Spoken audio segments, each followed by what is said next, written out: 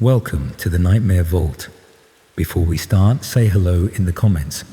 And if you haven't already, please like and subscribe.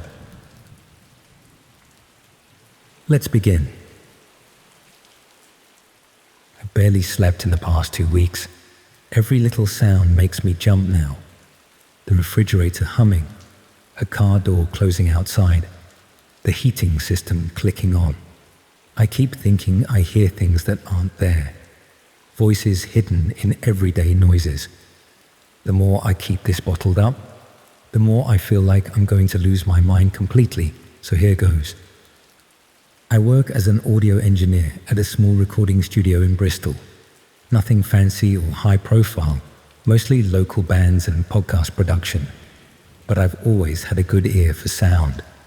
That's what makes this whole thing so much worse. I should have noticed it sooner. I should have recognized what I was hearing the first time. About 3 weeks ago, my friend Alex sent me a message asking if I could give some feedback on a music track he was working on. We've known each other since university, where we both studied sound engineering. But while I went into studio work, he took a more experimental route with electronic music. He's always sending me works in progress, asking for my opinion on mixing or mastering, and I'm usually happy to help. It's a good arrangement. I keep my critical listening skills sharp, and he gets free professional feedback. The track he sent me that night was different from his usual style. He described it as ambient experimental, with some field recordings mixed in. He said he'd been playing around with layering environmental sounds to create atmosphere beneath the music. That didn't seem unusual to me. Field recordings are common in certain genres, and Alex was always trying new techniques.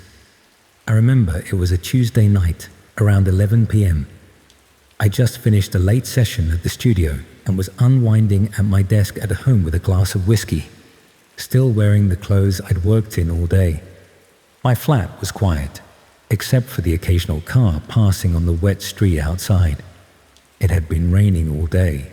One of those endless grey February days that make you feel like summer might never come again. I put on my studio headphones, the expensive ones I use for detailed listening, and downloaded Alex's track. It was about 8 minutes long, which seemed a bit excessive for a demo, but that was typical of Alex. He's never been one for radio-friendly 3-minute songs.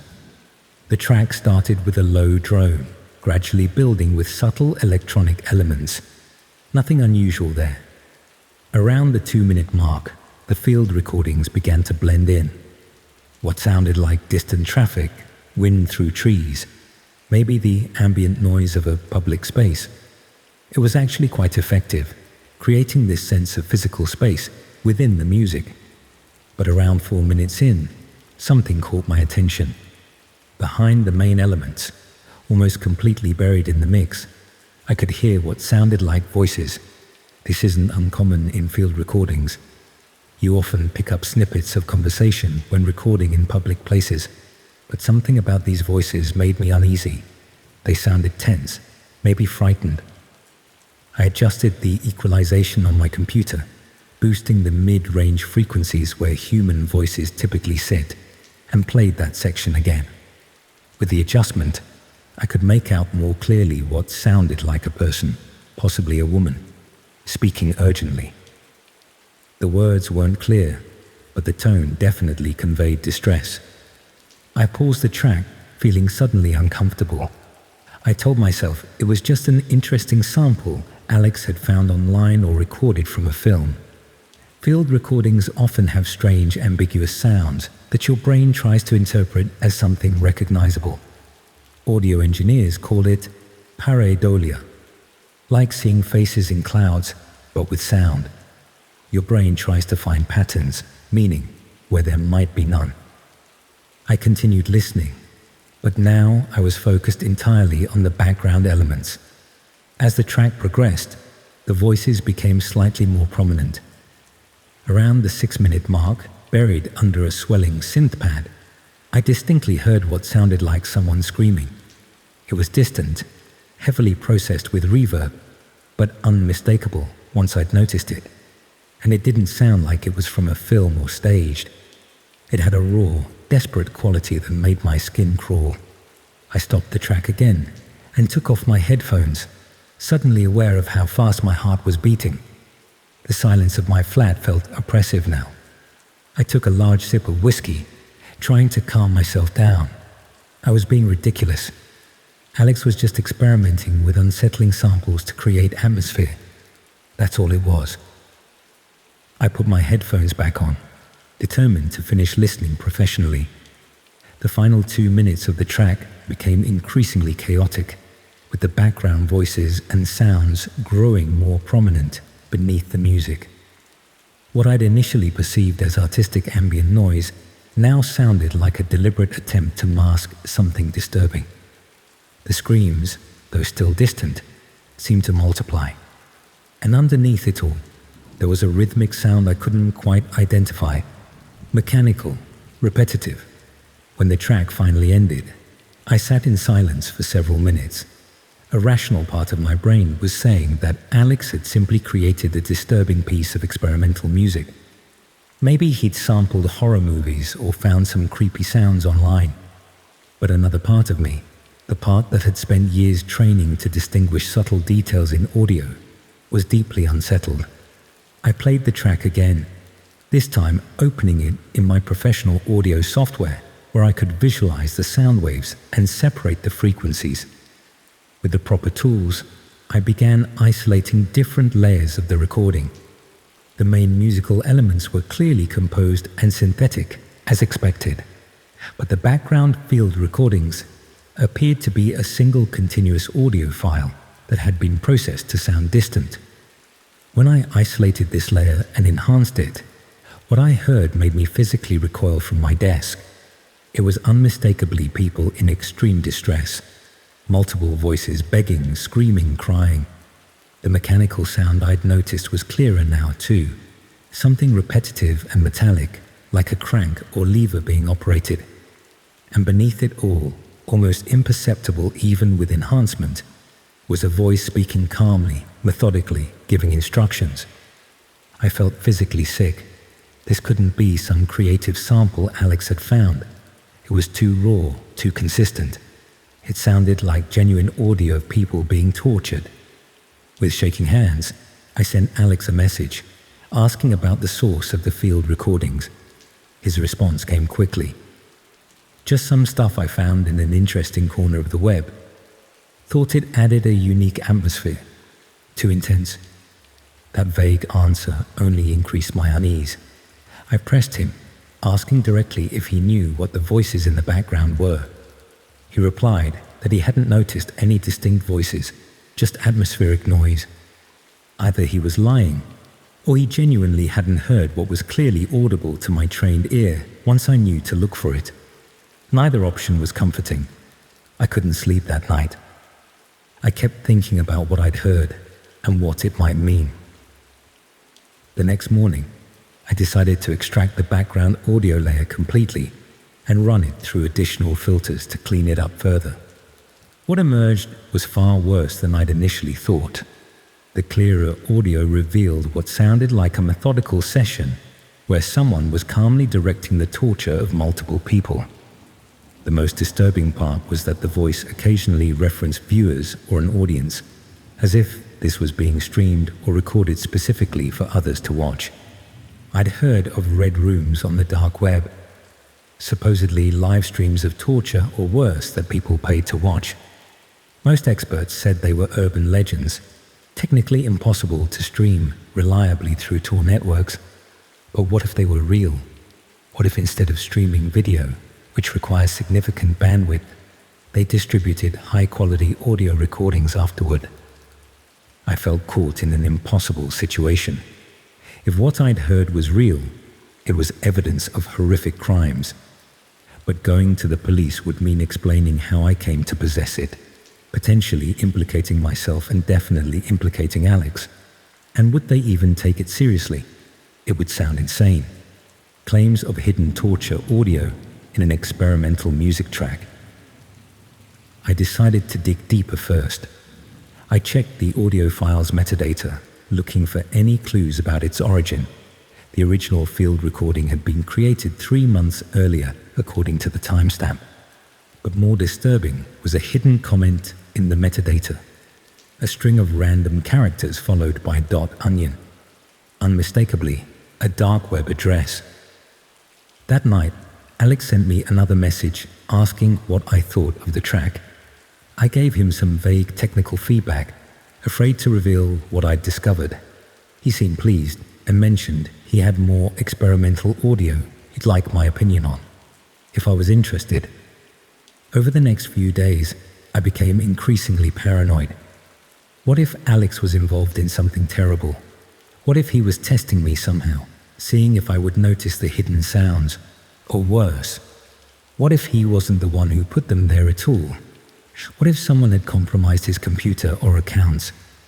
A week after receiving the track, I received an anonymous email. The subject line was simply those same random characters I'd found in the metadata. The body contained only 2 sentences. "We noticed you've been listening very carefully. Would you like to hear more?" I immediately deleted the email and shut down my computer.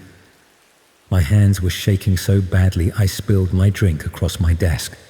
Someone knew I'd isolated that audio. Someone was watching. I haven't responded to any of Alex's messages since then.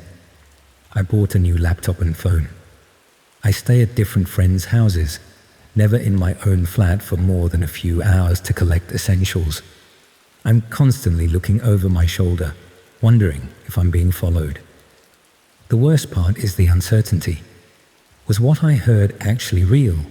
Or was it an elaborate hoax? Is Alex involved? Or is he being used somehow? And who sent that email? I don't know if I'll ever have answers, and I'm too afraid to keep looking. Sometimes I wake up in the middle of the night thinking I can hear those screams again, hidden beneath the normal sounds of the world around me. And I wonder how many other recordings like that are out there, with horrors hidden in their background noise, waiting for someone with the right ear to discover them.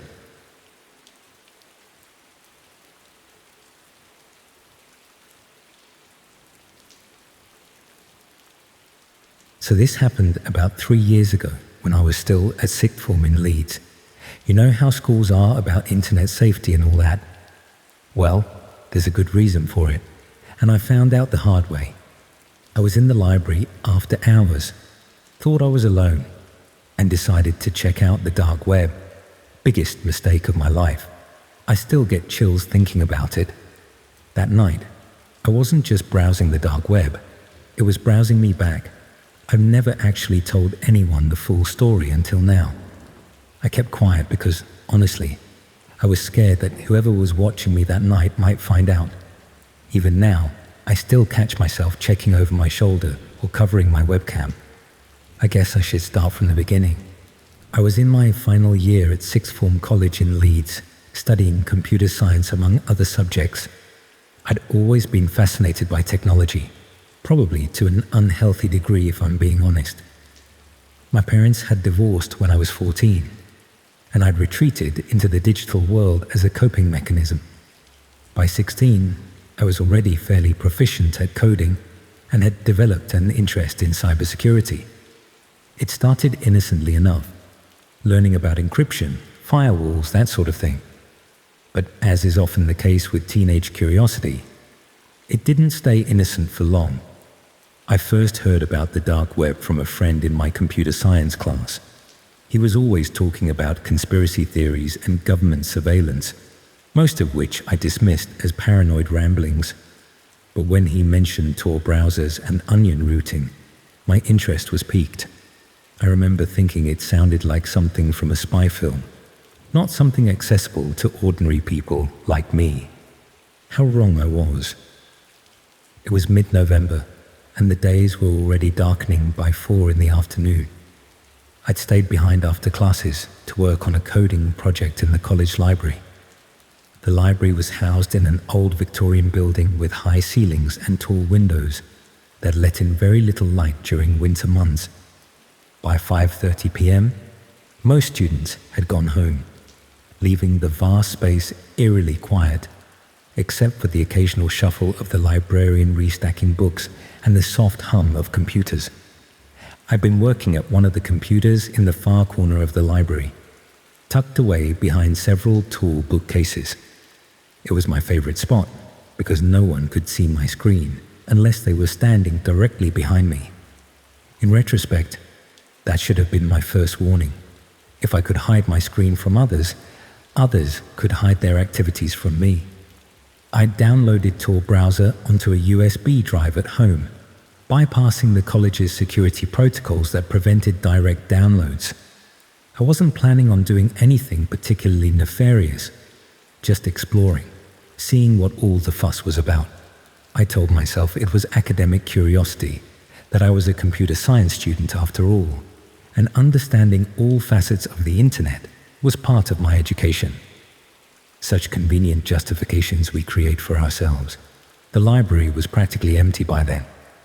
The only other person I could see was a first-year student dozing over textbooks several tables away. The librarian had retreated to her office. I plugged in my USB, launched Tor, and took my first steps into the dark web. At first, it was disappointingly mundane. Slow-loading pages with basic interfaces, mostly forums discussing privacy and encryption. I remember feeling slightly let down, thinking that this was what everyone was so worried about. But then I found a link to a directory of sorts, a signpost to the deeper, darker corners of this hidden internet. I started clicking through, fascinated by the sheer volume of illegal marketplaces, hacking services, and forums dedicated to activities I'd rather not detail. I remember the exact moment when things took a turn. I'd clicked on a link claiming to offer live streams of various security cameras from around the world. The page that loaded had a grid of thumbnail videos, some showing empty office corridors, others displaying street corners or the interiors of what looked like shops after hours. It was unsettling, but also oddly compelling. This voyeuristic window into places I'd never visit, and people who had no idea they were being watched. One thumbnail caught my attention. Unlike the others, which showed static scenes with occasional movement, this one had a red border around it and a counter showing how many people were watching. 23 at that moment. The thumbnail itself was dark, showing what appeared to be a dimly lit room. Curiosity got the better of me, and I clicked. The video expanded to fill most of my screen. It took a few seconds for my eyes to adjust to the low light, but gradually I could make out what seemed to be a bedroom. The camera angle was from a corner near the ceiling, pointing down at a bed where someone appeared to be sleeping. I felt a wave of disgust wash over me. This wasn't some public security camera. This was someone's private space being invaded. I was about to close the window when the sleeping figure stirred, and I froze. It was a young woman, probably not much older than me. She sat up, checking her phone, completely unaware that strangers across the internet were watching her most private moments.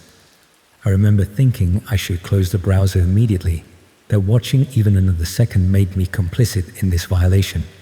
But before I could move the cursor to the X, something in the live chat sidebar caught my eye. Someone with the username Observer Prime had written something that made my blood turn to ice. They somehow knew I was watching from Leeds College Library. They actually welcomed me to the show. How could they possibly know where I was? I hadn't entered any personal information, hadn't accepted any cookies or permissions. I frantically checked if my webcam light was on. It wasn't. Still, panic began to rise in my throat. I closed the tab immediately, hands shaking so badly I nearly knocked over my water bottle. I tried to rationalize it. Perhaps the college's network wasn't as secure as it should be when using Tor. Maybe my IP address was visible despite the supposed anonymity. I told myself it was just a scare tactic, something to freak out newcomers. But deep down, I knew something wasn't right. I shut down Tor and was about to pull out my USB when a chat window popped up on my screen. This shouldn't have been possible. The college computers had all communication apps blocked. The message told me not to leave yet, that the show was just starting. I looked around wildly, certain someone must be watching me physically, playing some elaborate prank. But the library remained still and silent. The first-year student had left. Even the librarian was nowhere to be seen. I was alone, or at least, I appeared to be. Another message appeared, telling me to look back at the screen, that she was about to get a surprise visitor. Against every instinct screaming at me to run, I found myself reopening Tor, navigating back to the stream. The young woman was now sitting at a desk in the corner of her room, working on a laptop, headphones on. The view switched to another camera angle, this one showing her apartment door from the outside. A figure in a dark hoodie was standing there, quietly testing the handle. My heart was pounding so hard I could feel it in my fingertips as they hovered over the keyboard. This couldn't be real. It had to be staged, some sick form of entertainment. But the terror felt authentic as the door slowly eased open, the woman completely unaware due to her headphones. I wanted to warn her somehow, to scream through the screen, but I was just another silent observer in this horror show. That's when I noticed something that turned my fear for her into fear for myself. In the corner of my screen, a small window had opened, showing me, from behind, at my library computer, in real time. I whipped around, nearly falling out of my chair. There was no one there, just rows of empty desks and bookshelves. But when I turned back to the screen, the angle had changed. Now it was showing me from the side, capturing my profile illuminated by the glow of the monitor. There had to be a camera somewhere, but I couldn't spot it no matter where I looked. The chat was active now, with multiple users commenting. Some were talking about having 2 shows for the price of 1. Others mentioned how the watcher becomes the watched. The most disturbing comments were asking which one they should visit first. My hands were trembling so violently I could barely use the mouse. I closed Tor again, yanked out my USB, and gathered my things to leave. As I stood up, all the computers in the library suddenly turned on by themselves, each screen showing the same image. Me, standing there, frozen in terror. I abandoned my belongings and ran, bursting through the library doors and not stopping until I reached the college's main entrance. Outside, the winter air stung my lungs as I gasped for breath, trying to process what had just happened. I was about to call for a taxi when my phone buzzed with a text from an unknown number. The message said they knew where I lived too, but not to worry. They weren't visiting tonight. They liked to save the best shows for later. For weeks afterward, I barely slept. I reformatted my computer, changed all my passwords, even stayed at a friend's house for a few days. I couldn't bring myself to return to the library, making up excuses about illness to explain my absence from classes. When I finally did go back to college, I avoided all computers, completing assignments at home on a laptop I'd stripped down and rebuilt to ensure it had no webcam or microphone. The messages stopped after that first night, but the damage was done. I'd glimpsed a world where privacy was an illusion, where watchers could become the watched in an instant. I never reported what happened. Who would believe me? And more importantly, what if reporting it triggered whoever was behind those cameras to make good on their implied threat? That was 3 years ago. I've since moved cities, changed my name on social media, and adopted an almost paranoid approach to online security. I never use public Wi-Fi, keep my webcam covered, and regularly check for unusual network activity. Perhaps it was all an elaborate scare tactic, a way to frighten naive explorers of the dark web. But sometimes, when I'm alone in my flat late at night, I still feel eyes on me, invisible observers waiting for the next show to begin. So if you're reading this and feeling that same curiosity I once did about the dark web, take my advice. Some doors are better left unopened, because once you've seen what's on the other side, you can never unsee it. And worse still, once they've seen you, they never forget. The scariest part isn't what I witnessed that night. It's the knowledge that at any moment I might become the unwitting star of someone else's red room stream. And unlike that poor woman in the bedroom, I'd know exactly what that means.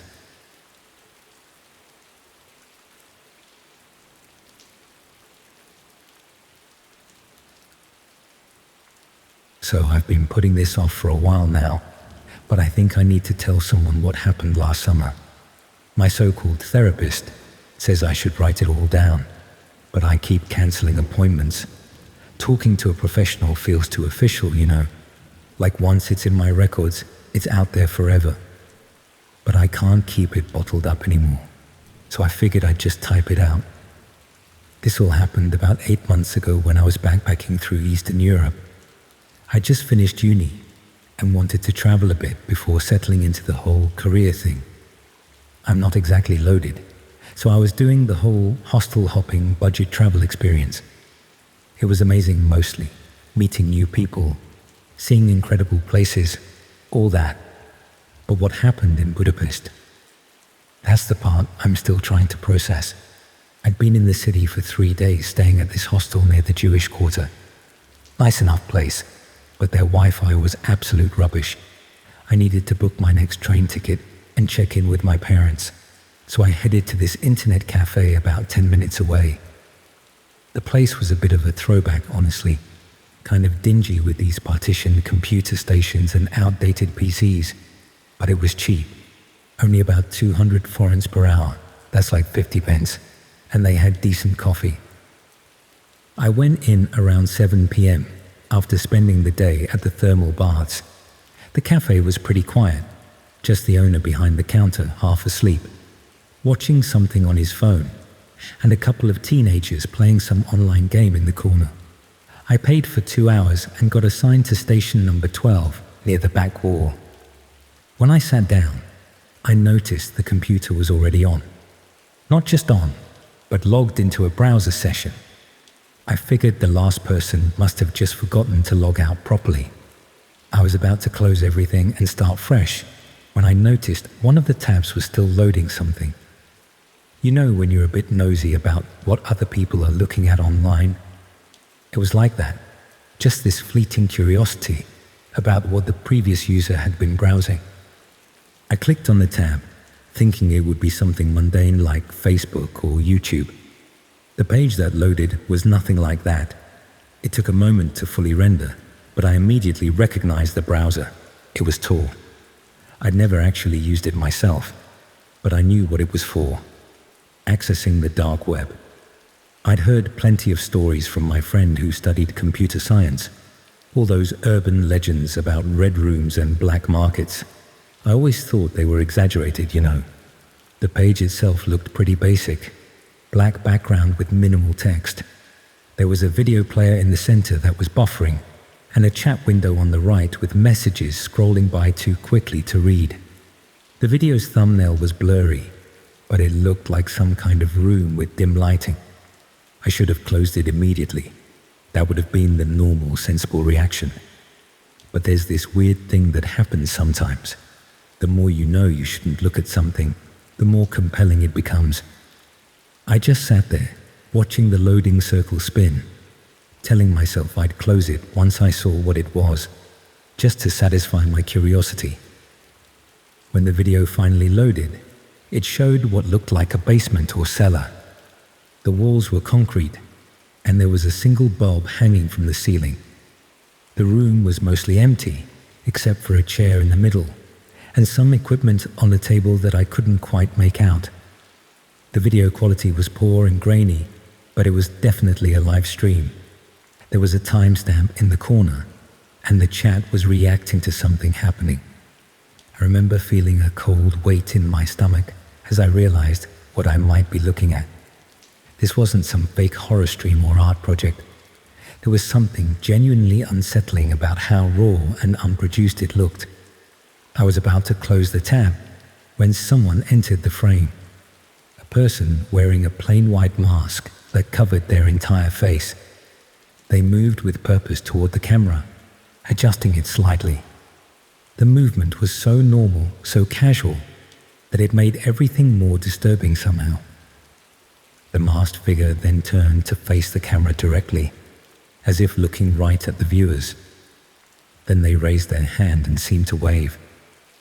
Not a greeting, but more like they were acknowledging specific people watching. I felt like they were waving at me personally, which is ridiculous, I know. But then they did something that made my blood run cold. They held up a piece of paper with writing on it. The paper had today's date and time, along with the words, "Hello Budapest, Station 12. My station, my exact location. I slammed the laptop closed instinctively, then immediately felt stupid because it wasn't my laptop. The cafe owner glanced over, but quickly went back to his phone. My heart was pounding so hard I could feel it in my fingertips. I tried to rationalize what I'd seen. Maybe the previous user had been chatting with someone and had mentioned their location.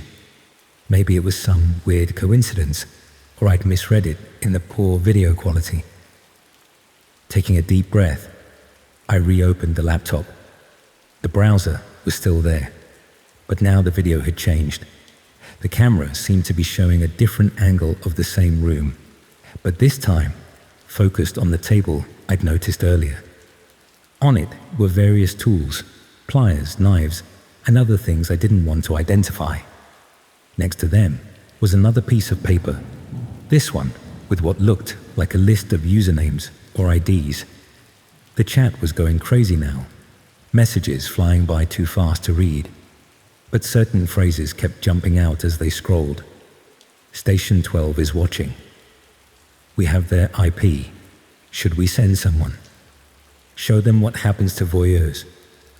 I tried closing the browser, but it wouldn't respond. I clicked the X repeatedly, then tried Alt F4, then Ctrl-Alt Delete. Nothing worked. The screen flickered briefly, and then the video feed changed again. This time, it showed the exterior of a building. With a sickening lurch in my stomach, I recognized it. It was the internet cafe I was sitting in, filmed from across the street.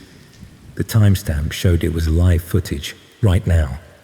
As I watched, frozen, the camera zoomed in on the windows, panning slowly across until it focused on my station. I could see myself through the window, illuminated by the screen's glow, staring wide-eyed at the monitor. That's when I completely lost it. I jumped up, knocking over my chair, and rushed to the counter. I told the owner there was something wrong with the computer, that I thought it might have been hacked. He just shrugged, clearly not bothered, and said he'd restart it later. I asked him if the previous user had left recently, trying to keep my voice steady. He told me no one had used that station all day. I was the first customer to sit there. I felt physically sick at that point. I grabbed my backpack and headed for the door, glancing across the street to see if anyone was there with a camera. The street was busy with evening traffic and pedestrians, but no one seemed to be filming. As I pushed the door open, my phone buzzed with a notification, a message from an unknown number. Enjoying Budapest, Station 12. We see you. Don't worry about paying for your time. We've taken care of it. We've taken care of everything. I ran all the way back to my hostel without stopping, constantly looking over my shoulder. When I got to my room, I threw my stuff together and checked out immediately, forfeiting the money I'd paid for the next 2 nights. I caught the first train out the next morning to Vienna, and I didn't use a public computer or Wi-Fi for the rest of my trip. For weeks afterwards, I kept getting text messages from different numbers. They were always brief, just enough to let me know I was still being watched. One came through when I was at dinner in Paris. Red wine stains white shirt. Be careful. I'd spilled wine on myself just moments before. Another came when I was back home in London. Your new flat has nice windows, easy to see inside at night. I've moved twice since then. I've gone through every possible explanation for what happened.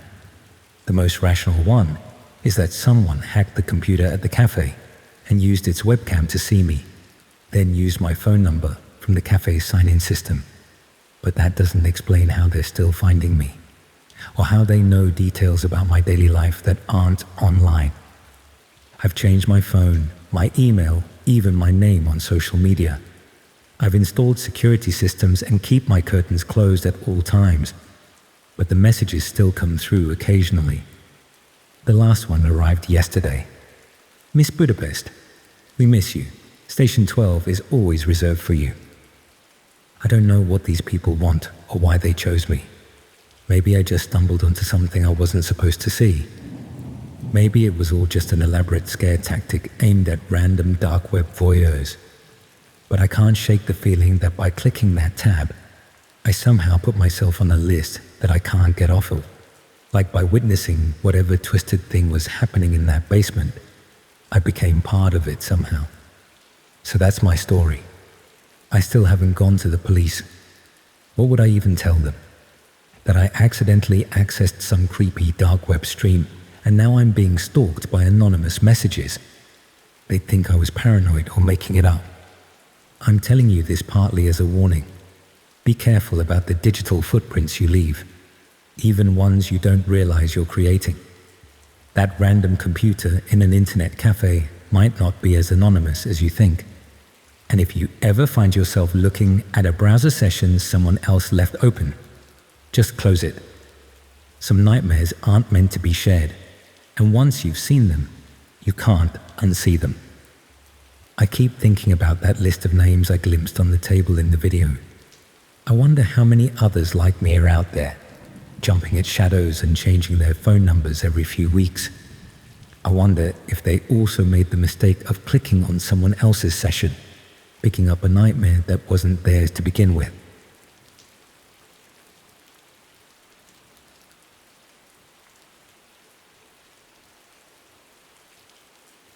So this USB stick I found on the bus last November pretty much ruined my life. I'm not even exaggerating. It was just a normal commute home from work on the 47 to Fallowfield. I was exhausted after a long day fixing everyone's problems, and I just wanted to get home. You know when you're so tired you're basically on autopilot? That was me. I sat in my usual spot upstairs, and there it was, just wedged in the seat crack. I didn't think twice about pocketing it. Who doesn't need an extra USB, right? I wish I had just left it there. I really, really wish I had just left it there. This happened about 4 months ago on my commute home from work. I work in IT support for a small company in Manchester.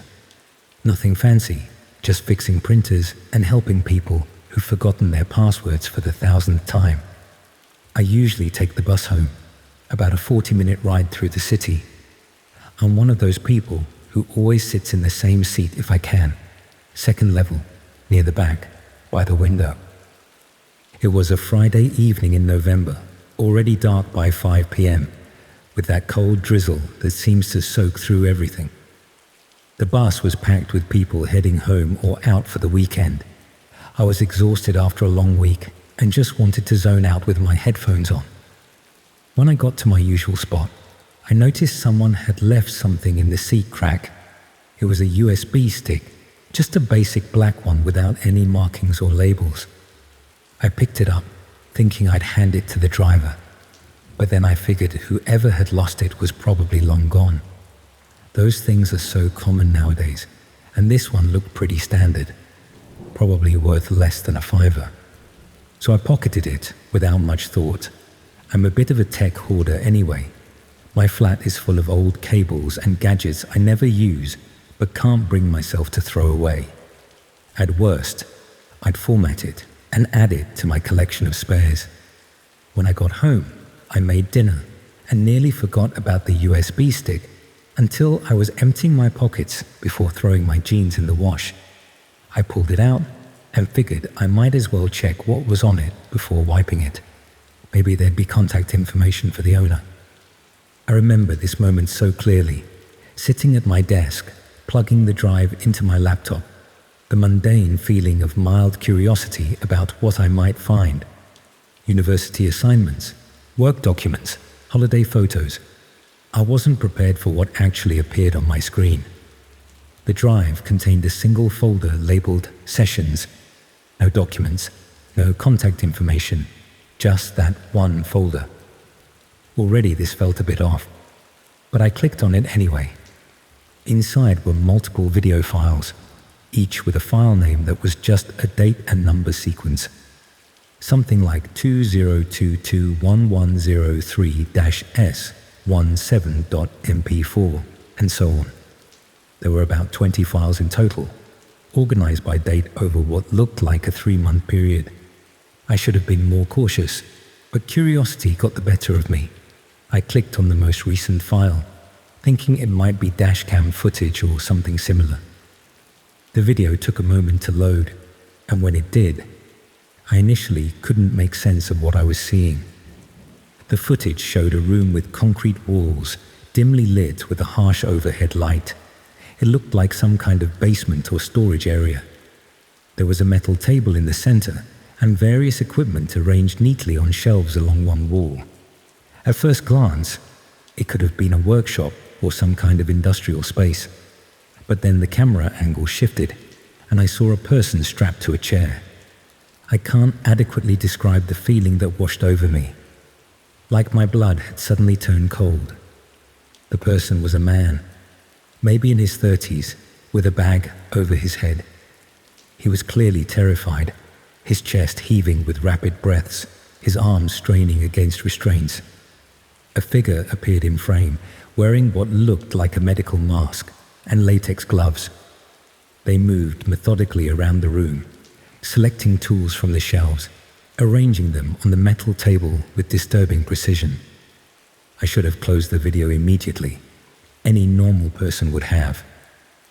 But there's this horrible paralysis that comes with witnessing something so unexpected and terrifying.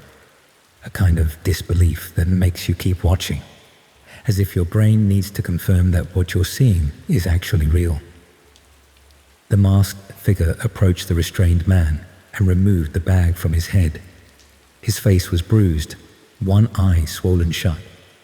The look of absolute terror in his other eye is something that still appears in my nightmares. What followed was, I don't even want to describe it in detail.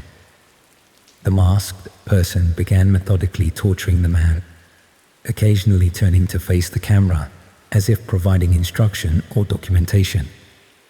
There was something clinical about it, which somehow made it even more disturbing than if it had seemed driven by rage or sadness. I finally snapped out of my shocked state and slammed my laptop shut. I ran to the bathroom and was violently ill. After washing my face with shaking hands, I returned to my desk and stared at my closed laptop.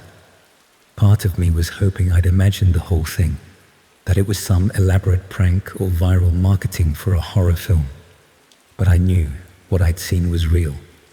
Against my better judgment, I opened the laptop again and looked at the other files. I didn't play them. I couldn't stomach seeing more.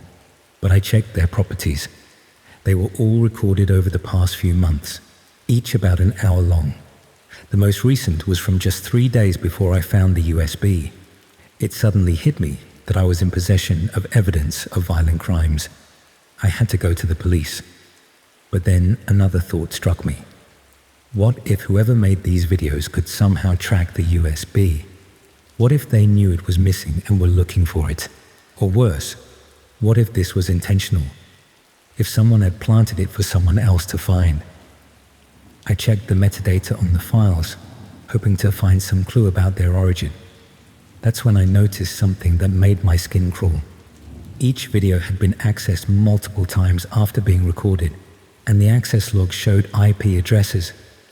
One in particular appeared repeatedly, and when I checked, it matched my own public IP address. But the timestamps showed the files had been accessed from my IP before I ever found the USB stick. Someone had been accessing these files from my internet connection before I ever found the drive. I disconnected my laptop from the internet immediately. My mind was racing, trying to make sense of it. Had someone hacked my Wi-Fi? Was this some kind of setup? I spent the next hour changing all my passwords and checking my apartment for signs of intrusion, but everything seemed normal. I decided I needed to examine the USB more carefully before going to the police. If I was being set up somehow, I needed to understand what was happening. Using an old laptop that I kept offline, I looked more closely at the drive's contents. Hidden in the system files was a small executable program. When I checked its code, I know enough programming to understand the basics. I realized it was designed to connect to a remote server whenever the drive was plugged in. It would send information about the computer it was connected to, IP address, user account names, and even attempted to access the webcam. This wasn't just evidence of crimes, it was a trap. Whoever lost this USB hadn't lost it accidentally. They'd set it up to track whoever found it, and they'd already been watching me through my own devices before I ever picked it up. I destroyed the USB that night, smashed it with a hammer, then burned the pieces in my kitchen sink. I reported everything to the police the next day, but without the evidence, they didn't take me seriously. They said they'd look into it, but I could tell from their expressions that they thought I was either exaggerating or mentally unwell. For weeks afterward, I felt watched. I spotted the same car parked outside my building several days in a row. My internet would slow down at odd hours of the night, suggesting someone was using my bandwidth. Once, I came home to find my front door unlocked, though nothing was missing or disturbed. I've since moved to a different city and changed all my online accounts. I use VPNs exclusively now and keep my devices in a Faraday bag when I'm not using them. It might seem paranoid, but I can't shake the feeling that I've been marked somehow. That by simply finding that USB, I accidentally inserted myself into something dark and dangerous. The worst part is not knowing if they're still watching me or why they chose that bus route to plant their device. Was I randomly unfortunate, or was I specifically targeted? Were they trying to frame innocent people for their crimes, or just playing some twisted game? I'll probably never know. Sometimes I wonder about the people in those videos. Were they random victims, or were they chosen for some reason? Did anyone report them missing? Are their families still searching for them? And how many other USB sticks like that one are out there, waiting to be found by unsuspecting people like me? I check the news occasionally for stories about missing persons in Manchester, wondering if I'll recognize a face. But I never do. It's like these people vanished completely, existing now only in those horrible video files and in my nightmares. So if you ever find a USB stick on public transport, in a car park, or just lying on the street, just leave it there. Don't let curiosity get the better of you like I did, because there are corners of humanity that we're not meant to see, and once you glimpse them, you can never go back to not knowing they exist. And worse still, once you've seen them, they might start looking for you too.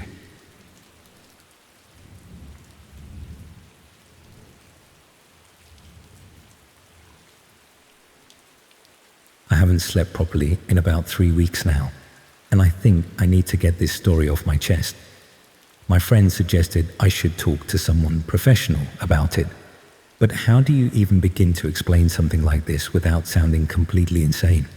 Or worse, having them report you to the police.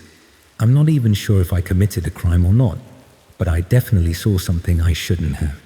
Something I can't unsee. I'm a freelance content writer. Have been for about 4 years now.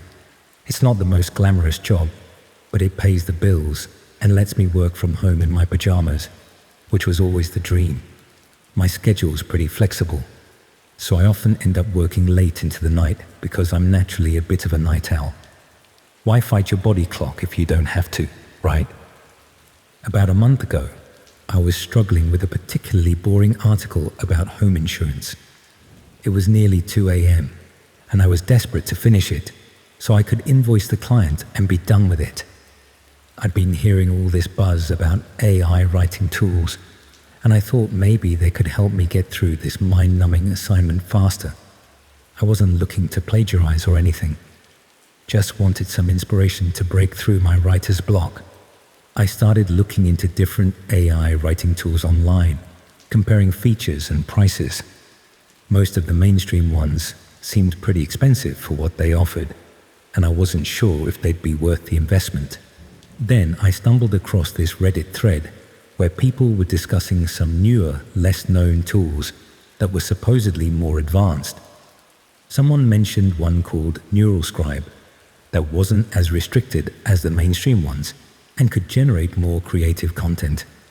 I was intrigued, partly because it was free during its beta testing phase, and partly because I was just so desperate to finish this article that I'd have tried anything. The website looked professional enough.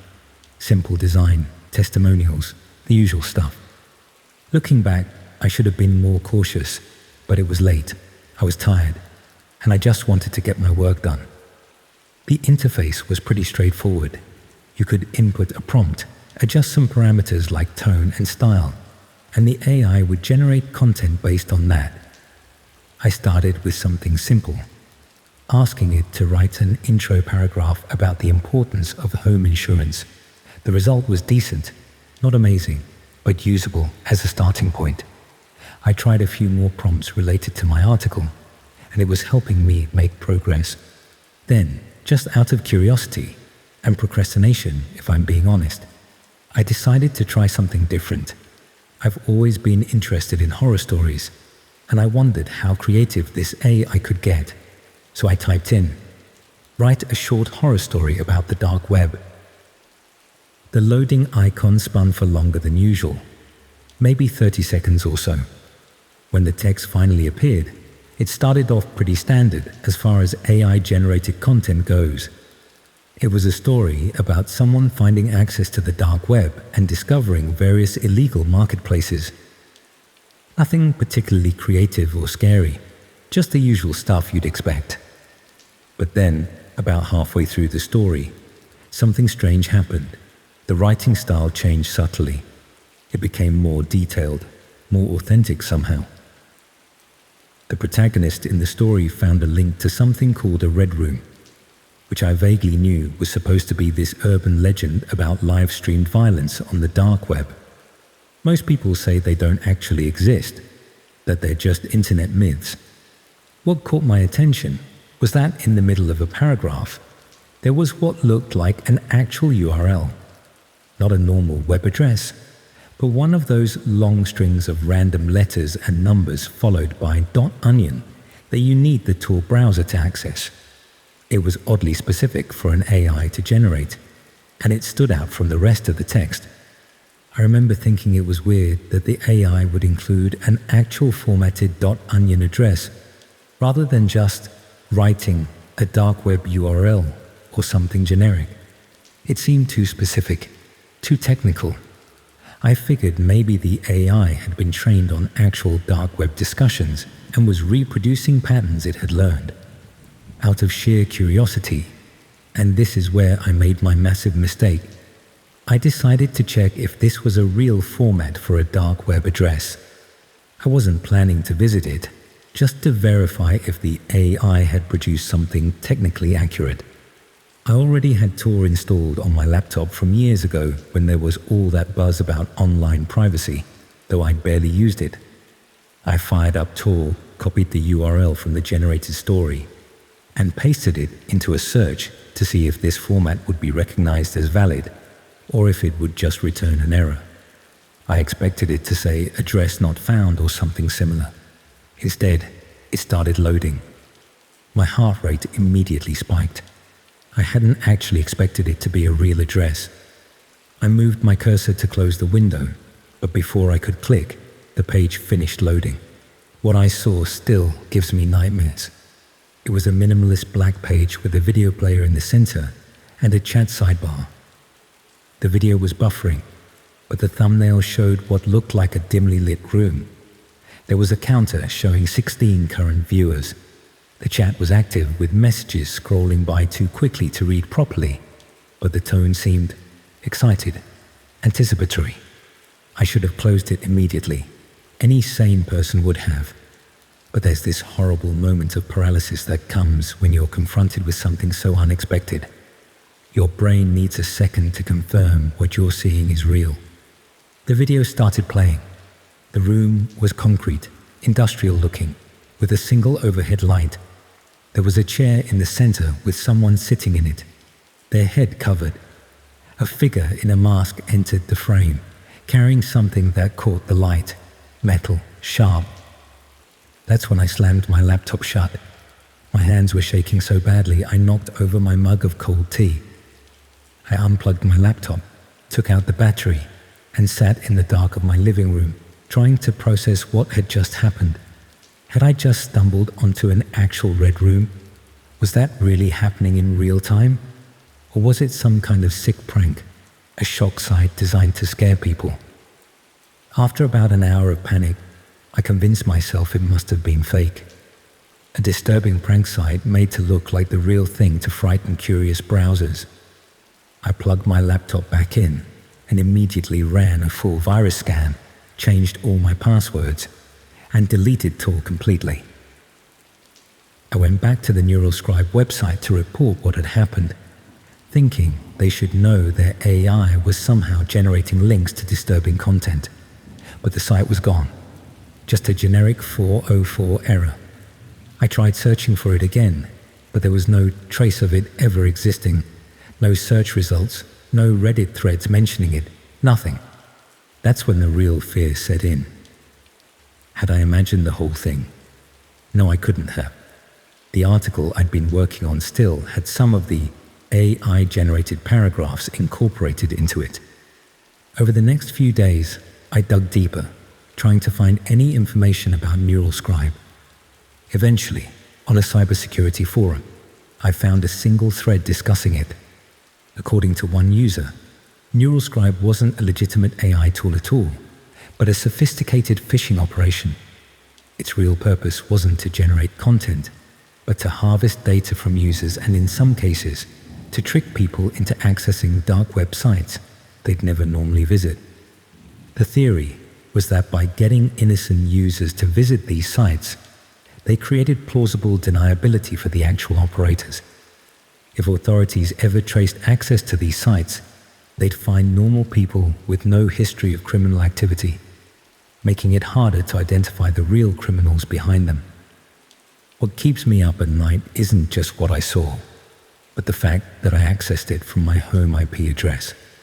My name, my identity, is now potentially linked to that site in some database somewhere. Every unexpected knock at the door makes me jump. Every time my internet buffers, I wonder if someone is monitoring my connection. I've since moved flats, switched internet providers, and bought a new laptop. I've become almost paranoid about online security. No more working at 2 a.m. No more curious clicks. No more trusting unknown websites. The most terrifying part is that I'll never know for sure what I actually saw that night. Was it real? Were those real people? Is my name now on some watch list? Or was the whole thing an elaborate scam designed to make me feel exactly this way? Paranoid, afraid, and isolated. I keep thinking about how that URL was embedded in an otherwise unremarkable piece of AI-generated text.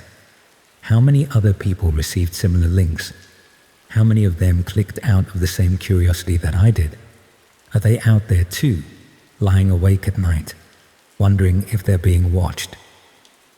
The dark web isn't just some mysterious hidden corner of the internet anymore. It found its way to me through something as benign as an AI writing tool.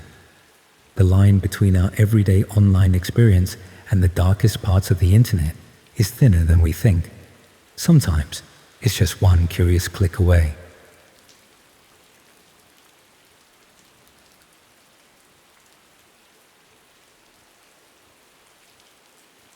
I got this second-hand Fire Stick from Facebook Marketplace about 4 months ago, and I'm still having nightmares about what I found on it.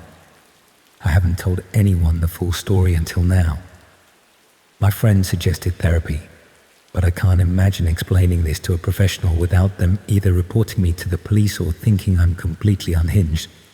I just need to get this off my chest somehow, and writing it down anonymously seems like the safest option. I've always been into finding ways to watch content without paying for a million different streaming subscriptions. I'm not particularly tech savvy, but I can follow instructions from YouTube tutorials well enough. Last October, I was between jobs and trying to save money wherever I could. My old Fire Stick had started glitching, and I couldn't afford a new one, so I checked Facebook Marketplace. I found someone selling a fully loaded Fire Stick for £30, which seemed like a decent deal. The seller was this ordinary-looking bloke who lived in a flat about 20 minutes from me in Birmingham. He seemed normal enough, just a regular guy in his 30s trying to make some extra cash. He explained that he'd upgraded to a newer model and didn't need this one anymore. He mentioned it was jailbroken and had all the good stuff on it already. I figured he meant the usual pirated streaming apps, which was exactly what I was after. I brought it home that evening and plugged it into my TV. The interface looked different from standard Fire Sticks, with a custom background and loads of apps I didn't recognize. There were the usual suspects like Kodi and various movie streaming apps, but also a bunch of oddly named folders. One was simply labeled Premium, and another called Hidden Shows. I assumed these were just more pirated content, maybe organized by genre or something. That night, I settled in with a beer and some leftover pizza, ready for a lazy evening of browsing through all the new content I had access to. I spent about an hour exploring the different apps, finding the usual pirated films and TV shows. It was exactly what I'd expected, nothing particularly unusual. Around midnight, with nothing better to do, I decided to check out the Hidden Shows folder, expecting to find porn, or maybe some obscure foreign films. When I clicked on it, I was taken to a screen that looked almost like a video conferencing setup. There were thumbnails of what appeared to be different camera feeds, each with a title like Room 1, Room 2, and so on. Some had additional labels like Active or Scheduled. I remember thinking it looked like some kind of reality TV setup, maybe some underground streaming service showing unedited footage from shows around the world. There was even a viewer count next to each thumbnail, showing how many people were currently watching. I scrolled through the options, curiosity getting the better of me. Most of the rooms showed empty spaces, what looked like bedrooms, living areas, or nondescript rooms with various furnishings. Some had people in them, just doing everyday things like using computers or watching TV. It reminded me of those webcam sites from the early 2000s where people would just broadcast their daily lives. Weird, but not exactly alarming. Then I noticed one labeled Red Room Live Now with a significantly higher viewer count than the others. I'd heard the term Red Room before in discussions about the dark web, but I'd always dismissed them as urban legends, fictional horror stories people made up to seem edgy online. I figured this was probably just named that for shock value, perhaps showing a room with red lighting or decoration to seem mysterious. I clicked on it, and at first the stream was dark and grainy. I could make out what looked like a basement or garage with concrete walls. It took a few seconds for my eyes to adjust to the dim lighting. There was a person sitting in a chair in the center of the frame, facing away from the camera. Another figure moved around the edges of the room, mostly out of frame. I almost clicked away, thinking it was just some amateur horror streaming channel trying to be creepy. But then the second figure stepped fully into view. They were wearing a plain white mask and surgical gloves. Something about their deliberate movements made my stomach clench.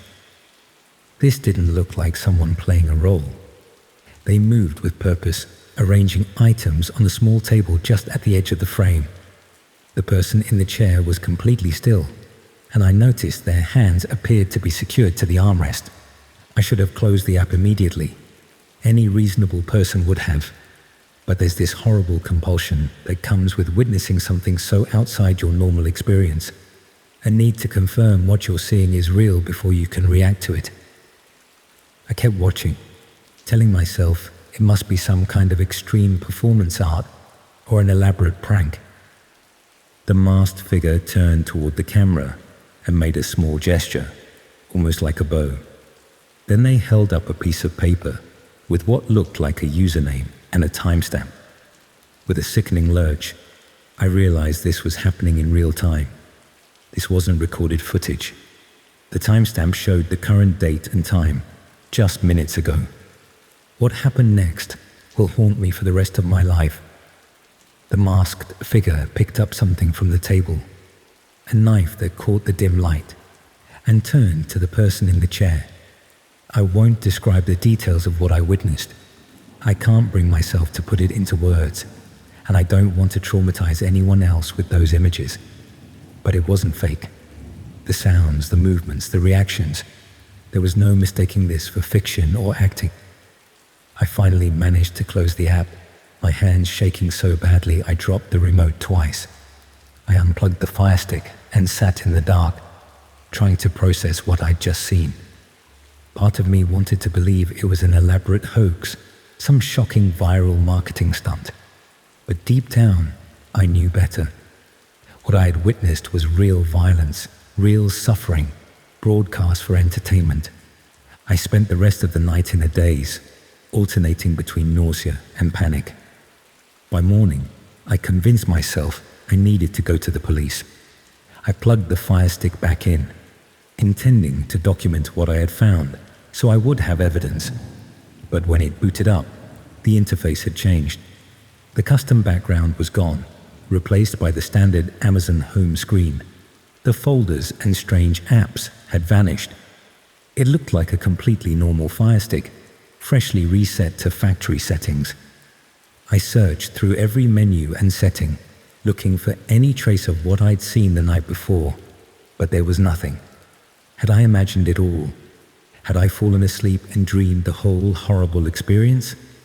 I knew I hadn't, but the complete disappearance of any evidence made me question my own sanity. I decided to contact the seller. I found our Facebook conversation and messaged him, asking casually about some of the apps that had been on the Fire Stick, specifically mentioning the hidden shows folder. Hours passed with no response. By evening, I discovered he'd blocked me. His marketplace listings had been taken down, and when I searched for his profile, it no longer existed. Over the next few days, I tried to research what I'd seen. I learned about actual red rooms on the dark web, illegal live streams where viewers paid to watch, or even direct acts of violence against captive victims. Most sources claimed they were just myths, that the dark web wasn't actually capable of supporting the kind of streaming quality needed for live video. But I knew what I'd seen. I eventually gathered the courage to go to the police, but with no evidence and a story that sounded completely far-fetched. They didn't take me seriously. They took a statement and said they'd look into it, but I could tell from their expressions that they thought I was either making it up or had been watching some extreme horror film and confused it with reality. For weeks afterward, I was terrified to use any internet-connected device. I threw the Fire Stick in a skip far from my flat and bought a new TV, paranoid that somehow the previous one had been compromised. I changed all my passwords and even moved to a different flat, telling myself it was because I'd found a better place. But really, it was because I couldn't shake the feeling of being watched. What disturbs me most is not just what I saw, but the realization that there were dozens, maybe hundreds, of viewers watching the same stream. Regular people with internet connections and devices, sitting in their homes, willingly watching someone suffer. How many of them thought it was fake? How many knew it was real and watched anyway? And how had I, with nothing but a second-hand Fire Stick, stumbled across something that was supposedly impossible to find without special browsers and technical knowledge? I still wonder about that masked figure. Did they know I was watching? Was the Fire Stick reset remotely when they somehow detected I wasn't a regular viewer? And what about the seller? Was he involved? Or just another unwitting middleman passing along something he didn't fully understand? It's been 4 months now, and sometimes I almost convince myself it never happened. But then I'll see something. A white mask in a shop window, a certain quality of light in a dark room, and it all comes flooding back. The worst part is knowing that right now, someone somewhere might be watching another stream, treating real horror and suffering as entertainment, and doing nothing to stop it. I don't know what more I could have done. I don't know what more I should do now. But I know that those hidden shows are still out there, still streaming, still claiming victims. And I know that sometimes the darkest parts of the web find their way into our homes through the most ordinary of devices, blurring the line between digital and real-world horror until it disappears completely.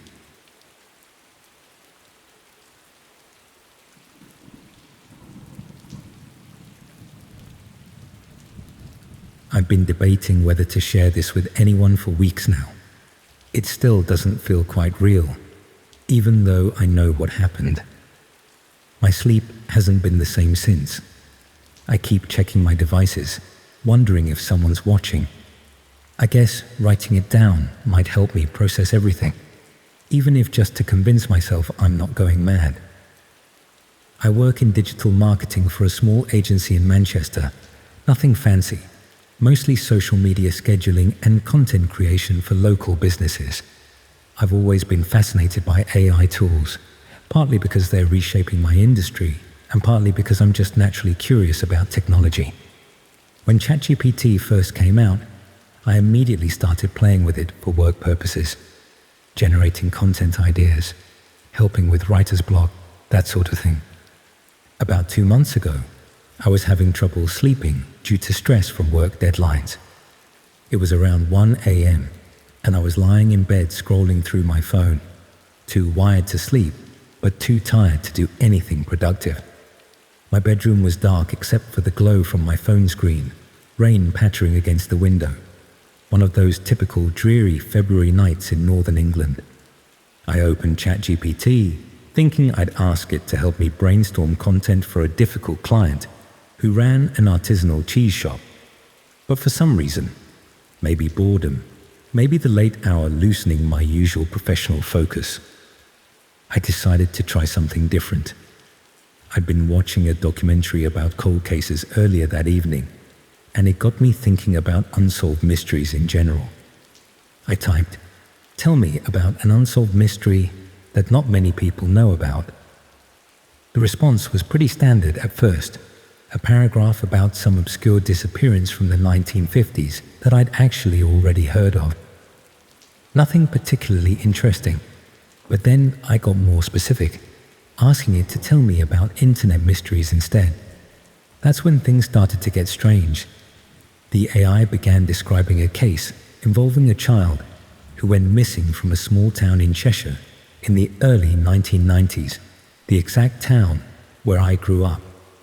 It mentioned specific details about the case, including the name of the local park where the child was last seen. The thing is, I remembered this case vividly. It had happened when I was 7 years old, and it had terrified me and every other kid in the neighborhood. We weren't allowed to play outside alone for months afterwards. What unsettled me wasn't just that the AI knew about this obscure local case from 30 years ago. It was that some of the details it shared weren't ever reported in the news. The description of the distinctive red and blue jacket the missing child had been wearing, for instance. I remember this detail clearly because my mum had thrown away my similar jacket after the incident, too disturbed by the association. But I'd never seen that detail in any news report or article about the case. I felt a cold shiver run down my spine. How could ChatGPT know this? Had it somehow accessed local police records? Or was it just an incredibly specific coincidence? I told myself it had to be the latter. that the AI had generated a generic missing child case, and my brain was filling in the similarities because it was late and I was tired. Curious now, I pushed further. I asked it to tell me more about internet mysteries related to the dark web specifically. The response started normally enough, mentioning the usual stuff about illegal marketplaces and Bitcoin transactions. Then, mid-paragraph, the tone shifted slightly. The writing became more conversational, less formal, almost as if someone else had taken over. It began describing something called the Spectator Club, supposedly an exclusive dark web community where members could watch live feeds of people who were unknowingly being monitored through their own devices. It claimed these weren't hacked webcams or anything so basic, but sophisticated operations where targets were carefully selected and sometimes even manipulated into specific scenarios for the entertainment of viewers. The description was detailed, explaining how members would pay in cryptocurrency for different tiers of access, with the highest tier allowing them to actually suggest scenarios or actions for the monitors to attempt to create. It explained how they used AI to identify potential targets by scanning social media for specific vulnerability markers in people's posting patterns. Then came the part that made my blood run cold. The AI wrote, for example, someone like you, living alone, working late hours, with an interest in true crime and technology, regularly ordering takeaway food rather than going out, and recently searching for information about home security systems after hearing about a break-in on your street 2 weeks ago, would be considered an ideal candidate. I froze. I did live alone. I had been working late. I was interested in true crime and technology. I had ordered takeaway 3 times that week, and there had been a break-in on my street 2 weeks prior, after which I'd researched security cameras online.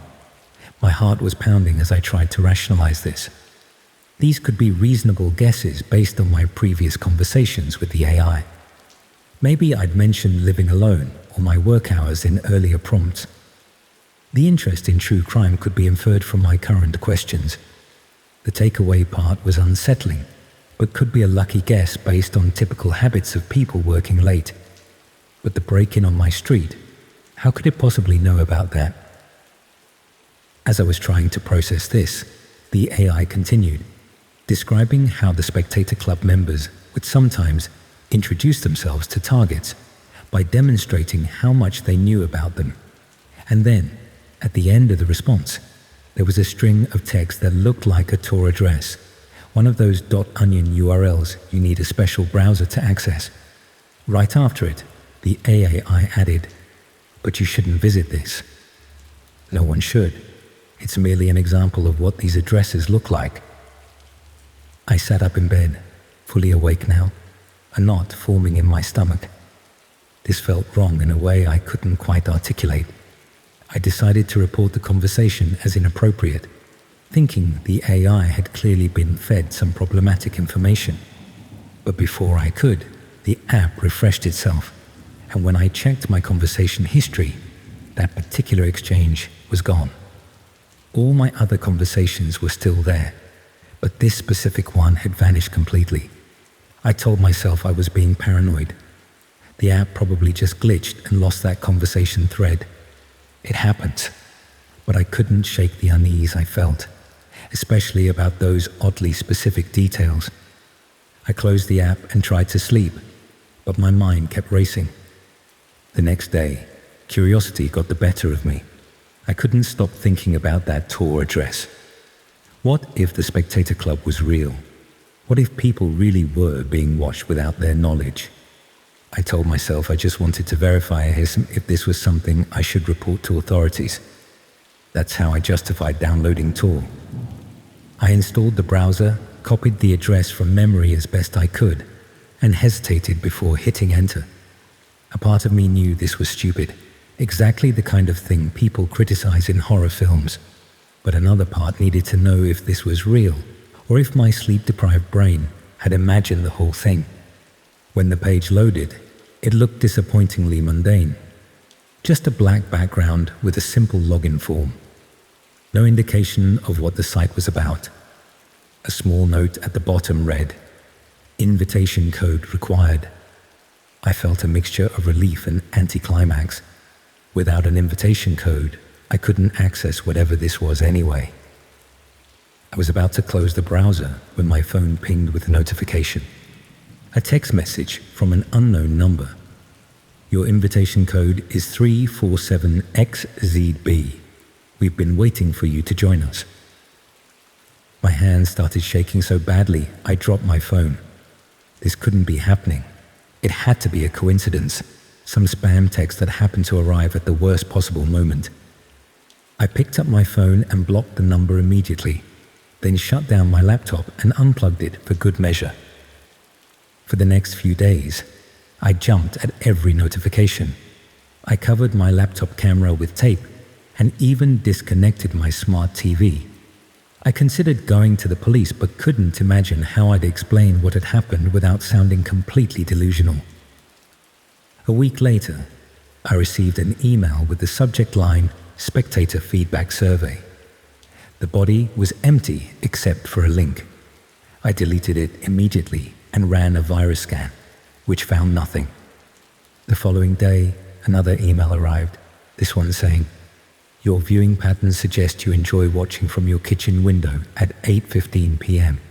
Your neighbors provide excellent content." The blood drained from my face. I did often find myself absent-mindedly watching my neighbors while waiting for my kettle to boil around that time. It was just a coincidence, I told myself. It had to be. But I closed my curtains that evening and have kept them closed ever since. Over the next few weeks, the messages became more frequent and more specific. References to conversations I'd had in my flat when I thought I was alone. Descriptions of items I'd recently purchased. At one point, I received a text with nothing but the title of the book I was currently reading. A paperback I'd bought from a second-hand shop, not ordered online. I've since moved flats, changed my phone number, deleted all my social media accounts, and bought a new laptop. I only access the internet through public Wi-Fi now, using a VPN. I've stopped using any AI tools completely. But here's the thing that keeps me up at night. What if the AI didn't send me to the Spectator Club? What if it was trying to warn me that I was already being watched? What if the reason it knew those details about me wasn't because it was somehow spying on me, but because someone else was, and they were feeding that information into its training data? I don't know if I'll ever feel safe again. Every camera I pass, every device with a microphone, every stranger looking at their phone when I walk by, they all make me wonder if I'm still being watched, if I'm still providing content for some hidden audience. And the most terrifying thought of all, what if I'm not the only one? What if there are thousands of us out there being monitored without our knowledge, our lives turned into entertainment for people we'll never see? How would we even know?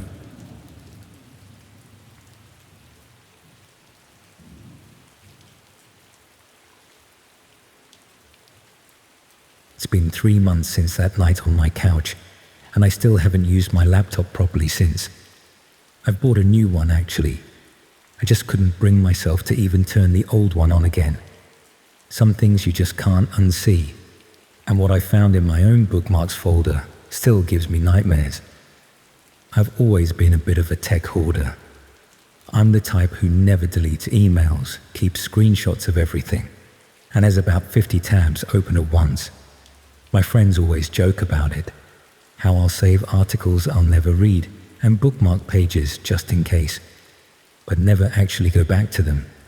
It's not like I'm disorganized exactly, just reluctant to get rid of things. My digital life is a bit like my flat in that way, cluttered but with a system that makes sense to me. I work in IT support for a small company in Sheffield. Not the most exciting job in the world, but it pays the bills, and I genuinely enjoy solving technical problems. I've been with the company for about 4 years at this point, and part of my job involved testing different browsers and tools to make recommendations for our staff. That's my excuse for why I had so many random programs installed on my laptop anyway. That Friday night in January, I was just lounging on my couch with a beer, scrolling through Netflix, but not really finding anything worth watching. It was freezing outside, one of those damp, cold Yorkshire nights where the chill seems to seep through the walls. I'd pulled my favorite blanket over me and had the heating cranked up, just feeling a bit bored and restless. I decided to finally sort through my digital clutter, something I'd been putting off for ages. It felt like a productive way to waste time, if that makes sense. I started with my email, 16,000 unread messages, got overwhelmed immediately, and switched to something easier, my browser bookmarks. I use Chrome as my main browser, but I also had Firefox, Edge, and a few others installed for work purposes. I decided to go through them all, starting with the ones I rarely used. When I opened Firefox, I was surprised to see how many bookmarks I had in there. I barely even use this browser except occasionally for testing things. The bookmark folders were pretty standard at first: work resources, recipes I'll never make, holiday research from a trip I'd planned 2 years ago. But then I noticed one simply labeled utility tools. I didn't remember creating it, but that wasn't unusual. I'm always saving random software tools and then forgetting about them. When I clicked on the folder, there were only about 5 bookmarks inside. Most were what you'd expect: a password manager, a file conversion tool, some kind of coding resource. But the last one caught my eye because it didn't have a proper name, just a string of random characters followed by .onion. I'm tech savvy enough to recognize an onion address when I see one. It's a dark web address, the kind you need the Tor browser to access. But I didn't remember ever saving anything from the dark web. I'd heard about it, of course, and was curious about it, like most people in my field, but I'd never actually gone through the effort of exploring it myself. What was strange was that Firefox shouldn't even be able to open onion addresses without being configured specially. I figured maybe I'd set it up years ago and forgotten about it, or maybe the bookmark was just copied from somewhere as a reference. Out of curiosity, I clicked it, fully expecting to get an error message. Instead, a loading screen appeared. My heart did this weird little jump in my chest. Firefox shouldn't be able to do this. It shouldn't be connecting to an onion address. I'd never installed Tor or configured any special proxies on this browser. At least, I didn't think I had. Before I could process what was happening, the page loaded. It was a simple black background with what looked like a video player in the center. No text, no navigation, nothing else on the page. Just a video player showing what appeared to be a still image of an empty room, some kind of basement or storage area with concrete walls. There was a timestamp in the corner showing the current date and time. I remember sitting up straighter, the blanket falling off my shoulders, suddenly very alert. This had to be some kind of mistake. Maybe it wasn't actually a dark website, just something designed to look mysterious. I moved my cursor to close the window, but then the image on screen shifted slightly. It wasn't a still image, it was a video feed, and someone had just walked into frame. The figure was mostly in shadow, but I could make out a person moving around what looked like a workbench against one wall. They seemed to be arranging items, though I couldn't clearly see what they were. Something about the deliberate, methodical movements made the hairs on my arms stand up. This didn't feel like some random webcam feed or art project. There was purpose in those movements. I should have closed the browser immediately. Any sensible person would have. But there's this moment of paralysis that comes with seeing something so unexpected. Your brain needs to catch up, to make sense of what you're witnessing before you can react. The figure turned slightly, and light from somewhere off camera illuminated their face, or what should have been their face. They were wearing a plain white mask with just eye holes cut out. The kind of thing you might find in a craft shop, meant for decoration. The contrast of that blank white face against the shadowy room made my stomach clench As they turned further, I could finally see what they had been arranging on the workbench. Tools, knives, pliers, what looked like surgical equipment, all laid out with careful precision. Next to them was something that looked disturbingly like restraints. That's when the reality of what I might be watching hit me. This wasn't just some weird art project or practical joke. This looked like preparation for something terrible. And somehow, inexplicably, I had a bookmark to it in my browser. I slammed my laptop shut, my heart pounding so hard I could feel it in my fingertips. I got up and paced around my flat, trying to make sense of what I'd just seen. How could I have a bookmark to something like that? I never visit the dark web. And how was Firefox even able to access an onion address? After about 20 minutes of panic, I tried to rationalize it. Maybe someone had used my laptop at some point, but I rarely let anyone borrow it. Could it have been a virus or some kind of malware that added the bookmark? But why would malware direct me to what looked like a live stream? I needed to check if what I saw was real.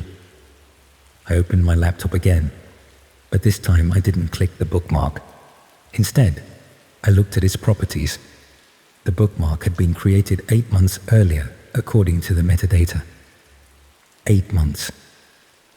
I tried to remember what was happening in my life then, who might have had access to my computer. Then I remembered. About 8 months ago, my laptop had been stolen from my car. I'd reported it to the police, but miraculously, it had been recovered a week later. Found in a skip behind a shopping center across town. Nothing seemed to be missing or damaged, and I'd run antivirus scans that came up clean. I'd assumed the thief had just taken it, realized it was password protected, and dumped it. But what if they had installed something on it first?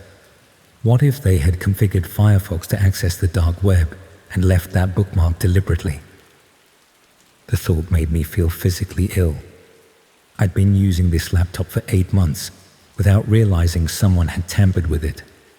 What else might they have installed? Were they monitoring me? Had I been an unknowing participant in whatever disturbing thing I just witnessed? I couldn't bring myself to check the bookmark again. Instead, I shut down my laptop completely, unplugged it, and shoved it under my couch, as if putting it out of sight would somehow make what I'd seen less real. The next day, I took the laptop to a friend who works in cybersecurity. I didn't tell him exactly what I'd seen, just that I'd found strange bookmarks I didn't recognize and suspected my laptop had been compromised when it was stolen. He offered to wipe it completely and reinstall the operating system, which I gratefully accepted. When he was examining it before the wipe, he found something that chilled me to the bone. There was indeed a hidden configuration that allowed Firefox to connect to the Tor network. But more disturbing was a small program running in the background that seemed to be taking periodic screenshots and accessing my webcam. The timestamp showed it had been active since shortly after my laptop had been recovered. For 8 months, someone might have been watching me through my own laptop. Someone who was connected to whatever horrible thing I had glimpsed on that live stream. I've since bought a new laptop and taken every security precaution imaginable. I cover my webcam, use a VPN, and regularly check for any unusual software or connections. But I can't shake the feeling that I'm still being watched somehow. What keeps me up at night isn't just what I saw, or even the knowledge that someone had access to my computer for months. It's the question of why. Why put that bookmark there? Was it a mistake? Or was it deliberate? A way to show me they could access my personal space anytime they wanted. Were they trying to recruit me into whatever disturbing activity they were preparing for? Or was I somehow meant to be a future participant in a much more terrifying way? I'll never know for sure. And maybe that's the most disturbing part of all. That bookmark wasn't just a random link. It was a window into something dark that had been hiding in my own digital space for months, silently watching and waiting.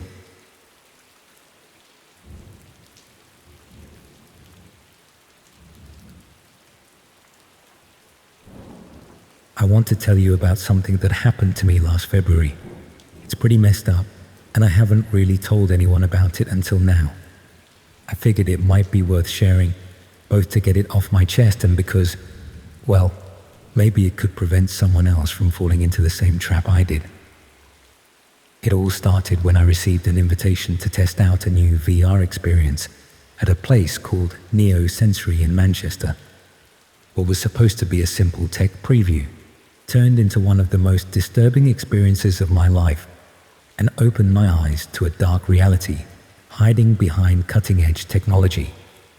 I've always been into tech, especially gaming and VR. I studied computer science at university but dropped out in my final year when my anxiety got too overwhelming. Since then, I've worked various tech support jobs, most recently at a mobile phone shop in Manchester. Nothing glamorous, but it paid the bills and kept me connected to the industry I loved. In my spare time, I ran a moderately successful gaming blog where I reviewed indie titles and new VR experiences. It wasn't huge, maybe 5,000 monthly readers, but enough that I occasionally received invitations to preview events or beta tests. That's how I ended up at Neo Sensory last February. Their PR team emailed me about a new VR experience center they were opening in an old industrial building near the Northern Quarter. According to the email, they were pioneering next-generation haptic feedback technology that promised to blur the line between virtual and physical sensation. They were offering free sessions to selected tech enthusiasts in exchange for feedback before their official launch. No obligation to write positively about it, just an honest assessment of the experience. I'd heard vague rumors about Neo-Sensory on some tech forums, whispers about military funding and experimental neural interfaces, but nothing concrete. What caught my attention was a comment on a dark web discussion board I occasionally monitored for my blog, where someone claimed Neo-Sensory had developed technology based on classified research into pain response management. At the time, I dismissed it as the usual conspiracy nonsense that circulates in those spaces. Now, I wish I'd paid more attention. The Neo-Sensory building itself was impressive. A converted textile factory with the original brick exterior, but completely modernized inside. The reception area featured minimalist white furnishings, ambient electronic music, and staff dressed in matching grey uniforms. I remember thinking it felt more like a high-end spa than a gaming center. The receptionist scanned my invitation QR code, had me sign a digital waiver on the tablet without really giving me time to read it, and then directed me to a preparation room. This first room contained what looked like standard VR equipment, headsets, haptic gloves, and the usual motion sensors, but with some modifications I hadn't seen before. Most notably, each set included what they called neural feedback pads that attached to your temples, wrists, and the base of your spine. The staff member explained these would enhance sensory immersion by creating precise neurological feedback loops. It sounded impressive but vague, the kind of technobabble that tech companies often use to make simple concepts sound revolutionary. After a brief orientation, I was led to a private booth, a space about 3 meters square with padded walls and a suspended harness system that allowed free movement while preventing you from hitting anything. The staff member helped me into the full gear, headset, gloves, feedback pads, and a lightweight exosuit that applied pressure to various muscle groups to simulate physical resistance. Once everything was connected and calibrated, they left me alone in the booth. The VR environment loaded up, presenting itself as Consequence Level 1. The virtual space appeared to be a stark white room with various objects on pedestals, a glass of water, a candle, a rose, a block of ice. A floating interface invited me to explore physical consequences in a safe environment. It seemed like a basic haptic demonstration program, designed to showcase the system's ability to simulate different textures and sensations. I began interacting with the virtual objects and immediately noticed the extraordinary fidelity of the sensations. When I touched the virtual ice, my fingertips felt genuinely cold. The candle flame produced actual warmth. The rose petals' texture was impossibly realistic. I tried dozens of haptic systems before, but nothing came close to this level of sensory precision. I remember thinking this technology must have cost millions to develop. After about 10 minutes of these basic interactions, the environment changed. The white room dissolved, replaced by what appeared to be a realistic apartment interior. On a virtual screen on the wall, text appeared explaining that this was Consequence Level 2, where I would experience emotional and physical cause and effect in a realistic environment. The objectives seemed simple: complete everyday tasks, while the system created appropriate sensory feedback. As I moved through the virtual apartment, interacting with objects, I began to notice something odd. Occasionally, when I performed certain actions, dropping a plate, closing a drawer, turning on a tap, I would hear faint sounds that didn't seem to match the virtual environment. Something like muffled gasps or sharp intakes of breath. At first, I assumed it was just part of the ambient sound design. But the sounds occurred inconsistently, only following specific actions. The system guided me through increasingly complex tasks, eventually introducing stress elements like time challenges. During one timed cooking simulation, I accidentally knocked over a virtual pan of boiling water. The haptic feedback delivered a mild sensation of heat to my arm, but more disturbingly, I distinctly heard what sounded like a cry of pain from somewhere outside the simulation. The sound was quickly masked by the program's audio effects, but it left me unsettled. When I completed Level 2, the environment shifted again. Consequence. Level 3 transported me to what appeared to be a sterile laboratory setting. The interface explained this level would explore physical consequence escalation and test my threshold for causal comfort. The objectives became more bizarre. Use various implements on test subjects represented as featureless mannequins. Adjust environmental controls that cause visible discomfort to these figures. Manipulate emotional states through physical stimuli. The disembodied sounds became more frequent and distinct, definitely human reactions corresponding to my actions in the simulation. When I used a virtual scalpel on a mannequin, I heard a stifled scream. When I adjusted temperature controls to extremes, there were sounds of shivering or panting. The haptic feedback to my own body remained mild and manageable, but something about the audio felt increasingly wrong, increasingly real. I tried removing the headset, suddenly uncomfortable with whatever I was participating in, but discovered it wouldn't detach. The neural feedback pads seemed to have formed some kind of temporary bond with my skin. I called out for assistance, but no one came. Instead, the program advanced automatically to Consequence Level 4. The laboratory environment expanded, revealing glass-walled cells containing actual human figures rather than mannequins. Each person wore equipment similar to mine, but with more extensive neural pads covering much of their bodies. With sickening clarity, I realized what was happening. My virtual actions were controlling real physical sensations being delivered to actual people. The haptic feedback I was receiving was merely a fraction of what they were experiencing. An interface appeared, explicitly confirming my suspicions. Direct neural stimulation now linked. Your actions equal their consequences. Premium dark web streaming active. Current viewers, 152. Current Bitcoin revenue, 3.28. I wasn't merely a tester of new VR technology. I was an unwitting torturer providing entertainment for paying viewers on the dark web. The sensation of ice on my fingertips corresponded to freezing pain for someone else.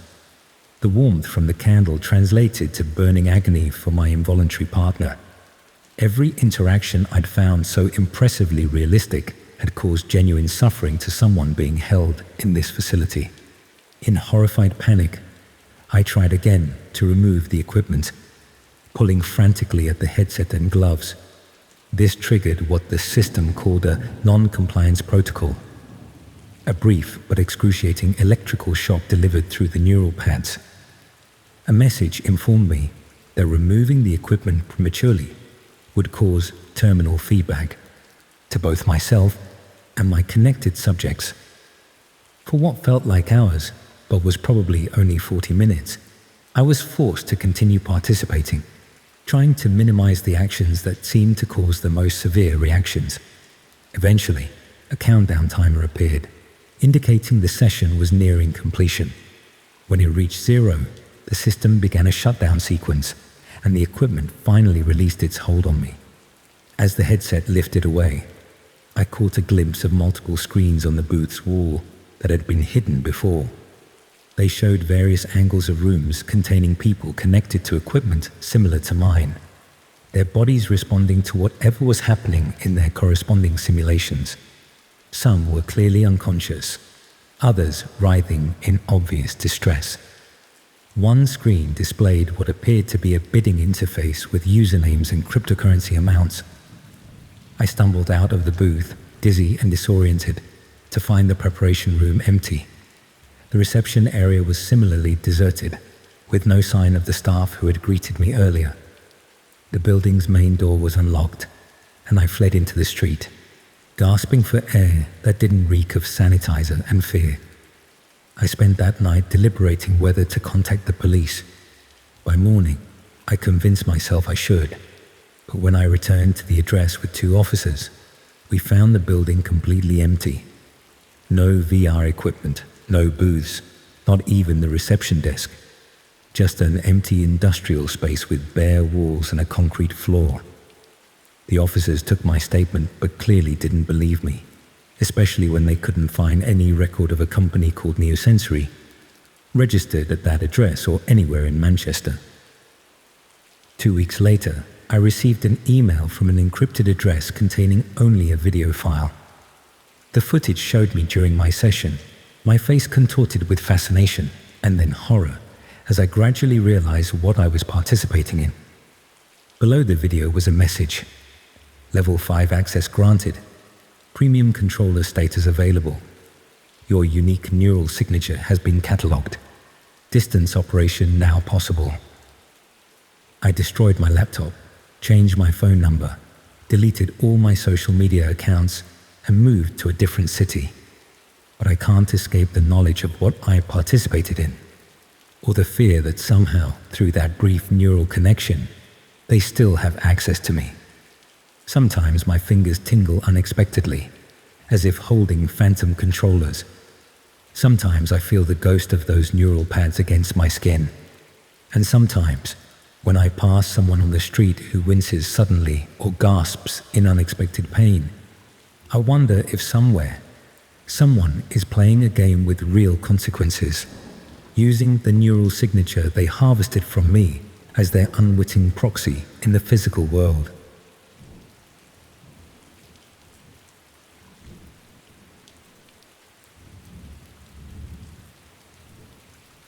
The woman on the screen was still breathing when the countdown timer appeared.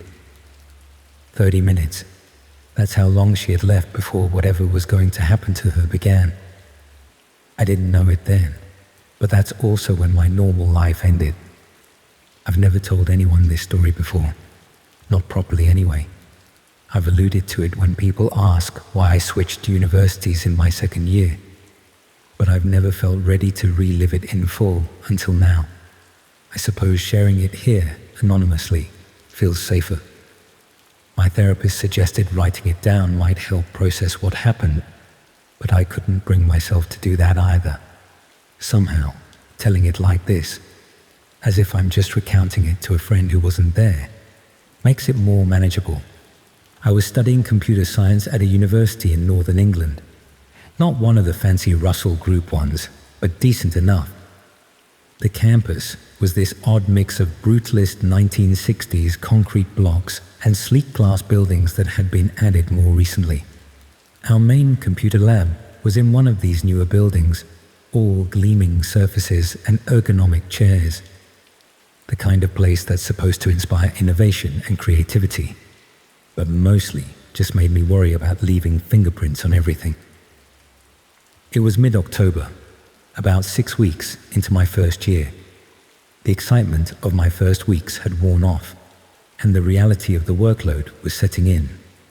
I remember it was raining that day, not the dramatic, thunderous kind, but that persistent, miserable drizzle that seems to seep into your bones. The type of weather that makes you want to stay indoors, which is exactly what I was doing. I had a 2-hour gap between lectures and decided to use the time to work on a programming assignment due the following week. The computer lab was busier than usual because of the weather, but I managed to find a spot near the back. I always preferred sitting there, fewer distractions, and I didn't have to worry about people looking over my shoulder at my screen. The computers in the lab were these high-spec machines that the university had recently invested in. They were set up so that students could log in with their university credentials, and everything would be saved to their personal drive on the university network. Personal USB drives weren't necessary, but many students still used them to transfer files between home and university.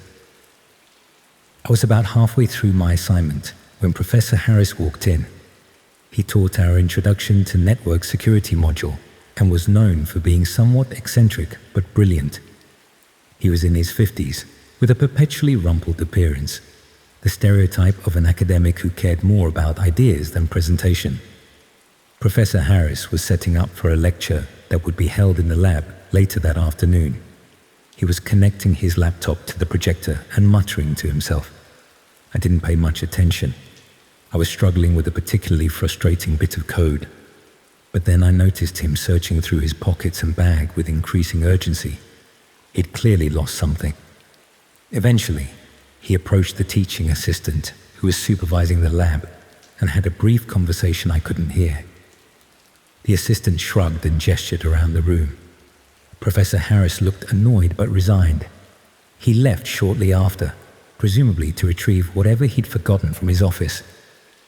I returned to my assignment, but a few minutes later, I noticed something under the desk where Professor Harris had been standing.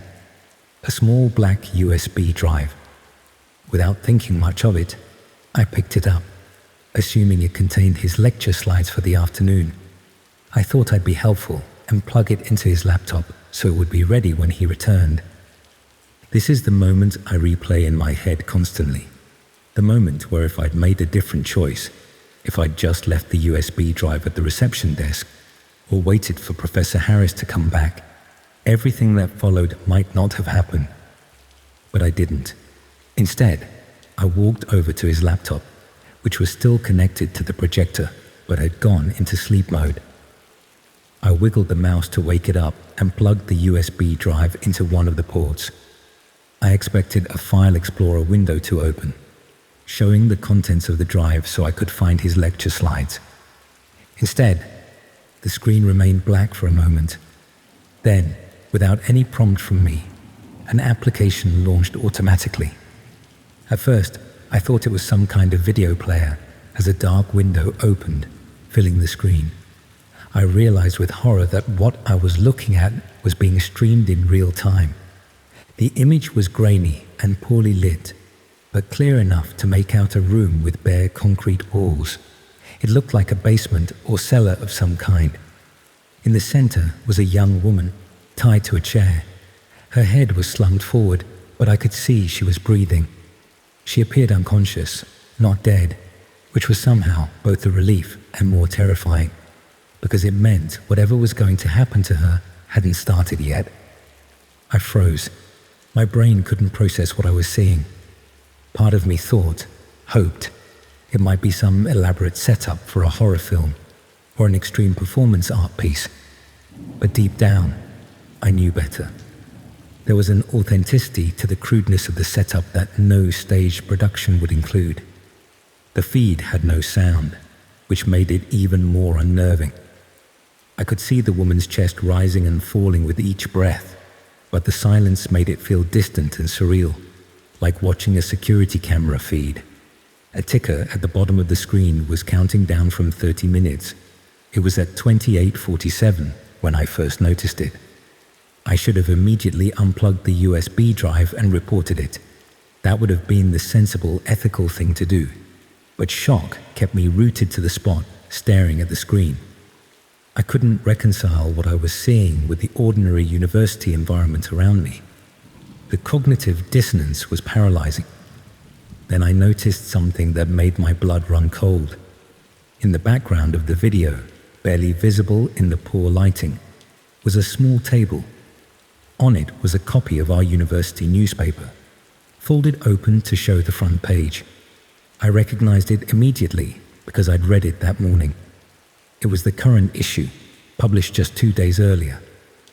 This wasn't some old video file stored on the USB. This was happening now, somewhere close by, somewhere on or near our campus. Just as this realization hit me, the lab door opened and Professor Harris walked back in. Our eyes met, and for a split second, there was nothing unusual in his expression, just mild curiosity about why I was standing at his laptop. Then his gaze shifted to the projector screen, which was large enough that anyone in the room could see it clearly. His face changed, not with shock or horror, as mine must have been, but with something cold and calculating. His eyes narrowed, his jaw tightened, and in that moment, I knew with absolute certainty that this was his USB drive, and he knew exactly what was on it. I looked around the lab, expecting others to be reacting to the disturbing image now projected for all to see. But most students were focused on their own screens, headphones on. Oblivious, the teaching assistant had stepped out. Only one other student, a girl sitting a few computers away, was staring at the projection with a confused expression. Professor Harris moved quickly. He reached the laptop in 3 long strides and ejected the USB drive. The screen went black immediately. He pocketed the drive and turned to me with a smile that didn't reach his eyes. "Curious about the dark web, are we?" he asked, his voice low enough that only I could hear. "That's a dangerous habit. People who poke around where they shouldn't tend to find themselves in uncomfortable situations." I mumbled something about finding the drive on the floor and thinking it contained his lecture slides. My heart was pounding so hard I thought it might burst through my chest. He didn't believe me. I could tell by the way his eyes hardened, but he maintained that artificial smile. "Best forget what you saw," he said, still quietly. "It's not real anyway. Just a simulation for my advanced cybersecurity class. Special effects. Impressive, aren't they?" I nodded, desperate to escape the conversation and the lab. I returned to my computer, saved my work and logged off. My hands were shaking so badly I could barely navigate the mouse. As I packed up my things, I glanced at Professor Harris. He was watching me, that same cold calculation in his eyes. I left the lab as casually as I could manage. But once in the corridor, I nearly ran to the nearest toilet, where I was violently sick. My mind was racing with implications and possibilities, none of them good. If what I'd seen was real, and the university newspaper in the background strongly suggested it was, then Professor Harris was involved in something truly horrific, and he knew that I knew. I spent the next hour hiding in a cafe on campus, trying to decide what to do. Report it to the police? But what exactly would I say? That I'd seen a disturbing video that could have been faked? That a respected professor might be involved in something criminal based on a few seconds of footage and my interpretation of his reaction? It sounded ridiculous even to me. I decided to go back to my accommodation and think it through properly. I needed to gather my thoughts, maybe research if there had been any reports of missing women in the area. I convinced myself that approaching this methodically was better than rushing in with wild accusations. That was my second mistake. When I reached my room, the door was unlocked. I was certain I'd locked it that morning. I always did. Inside, nothing seemed obviously disturbed, but there was a sensation in the air, like the molecular structure of my personal space had been rearranged slightly. Someone had been there. On my bed was a university newspaper, the the same edition I'd seen in the video. It was folded open to a specific page, one I hadn't paid attention to that morning. In the corner was a small advertisement for a student mental health service with the tagline, "Feeling watched, anxious, paranoid? We can help." It was a message, a warning. I packed a bag with essential items and left campus that evening. I stayed with a friend in Manchester for a week, claiming a family emergency. When I returned, I switched all my modules to avoid Professor Harris's classes. I considered reporting what I'd seen to the university authorities or the police. But each time I worked up the courage, I remembered that newspaper on my bed. He'd been in my room. He knew where I lived. And he clearly had connections to something much darker than academia. For the rest of that term, I felt eyes on me constantly. Sometimes I'd glimpse Professor Harris across the campus, watching me. Once, I found a USB drive identical to the one I'd found, sitting on my desk in the library. I left it untouched and moved to another floor. I never saw its owner collect it. I transferred to a different university for my second year, using family issues as an excuse. I haven't been back to that campus since. Sometimes I search local news archives for reports of missing women around that time, but I've never found anything conclusive. I don't know if what I saw that day was the prelude to a murder, or part of some elaborate underground streaming service catering to sadistic viewers. I don't know if the woman in the chair was rescued, or if she became another missing person statistic. I don't know how deep Professor Harris was involved, or how many others at the university might have been part of it. What I do know is that the dark web isn't just some abstract concept or urban legend. It's real, and it touches our ordinary world in ways we'd prefer not to acknowledge. The barrier between the two is thinner than most people realize. Sometimes as thin as a small black USB drive left on a computer lab floor. I still use computers, obviously. I had to continue my degree, but I never use public computer labs anymore. I never plug in USB drives, I find. And I never, ever open files or applications I'm not 100% certain about. Some doors, once opened, can't be properly closed again. They leave a crack through which the darkness can always find its way back to you.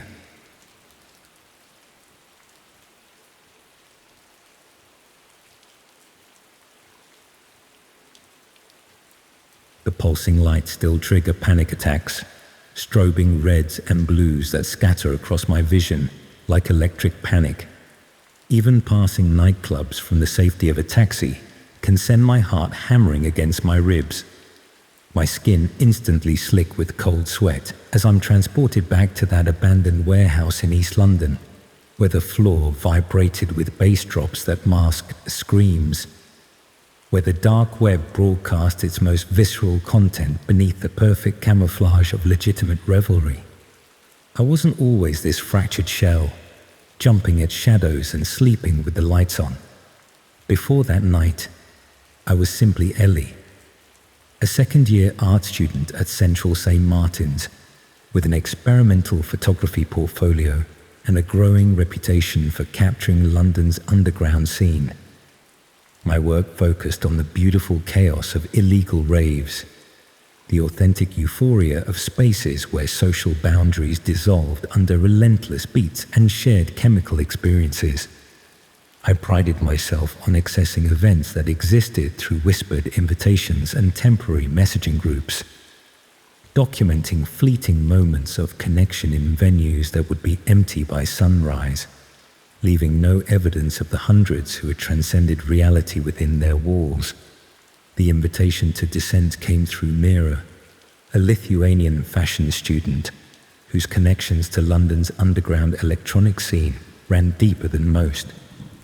The details were typically cryptic: an industrial location near Hackney Wick, a password that changed hourly, instructions to disable location services on our phones. What distinguished this event from others was its reputation for extreme exclusivity and technological innovation. Rumors suggested immersive installations, pioneering sound systems, and performance art that pushed boundaries of legality and taste. For someone building a portfolio on authentic subcultural experiences, it was an opportunity too perfect to ignore. The venue itself was promisingly ominous, a derelict Victorian factory complex accessible only through a service tunnel that ran beneath railway arches, its entrance disguised as a maintenance door covered in graffiti. Security was unusually thorough, with multiple checkpoints involving password verification, phone camera blocking, and UV stamps that changed under different light frequencies.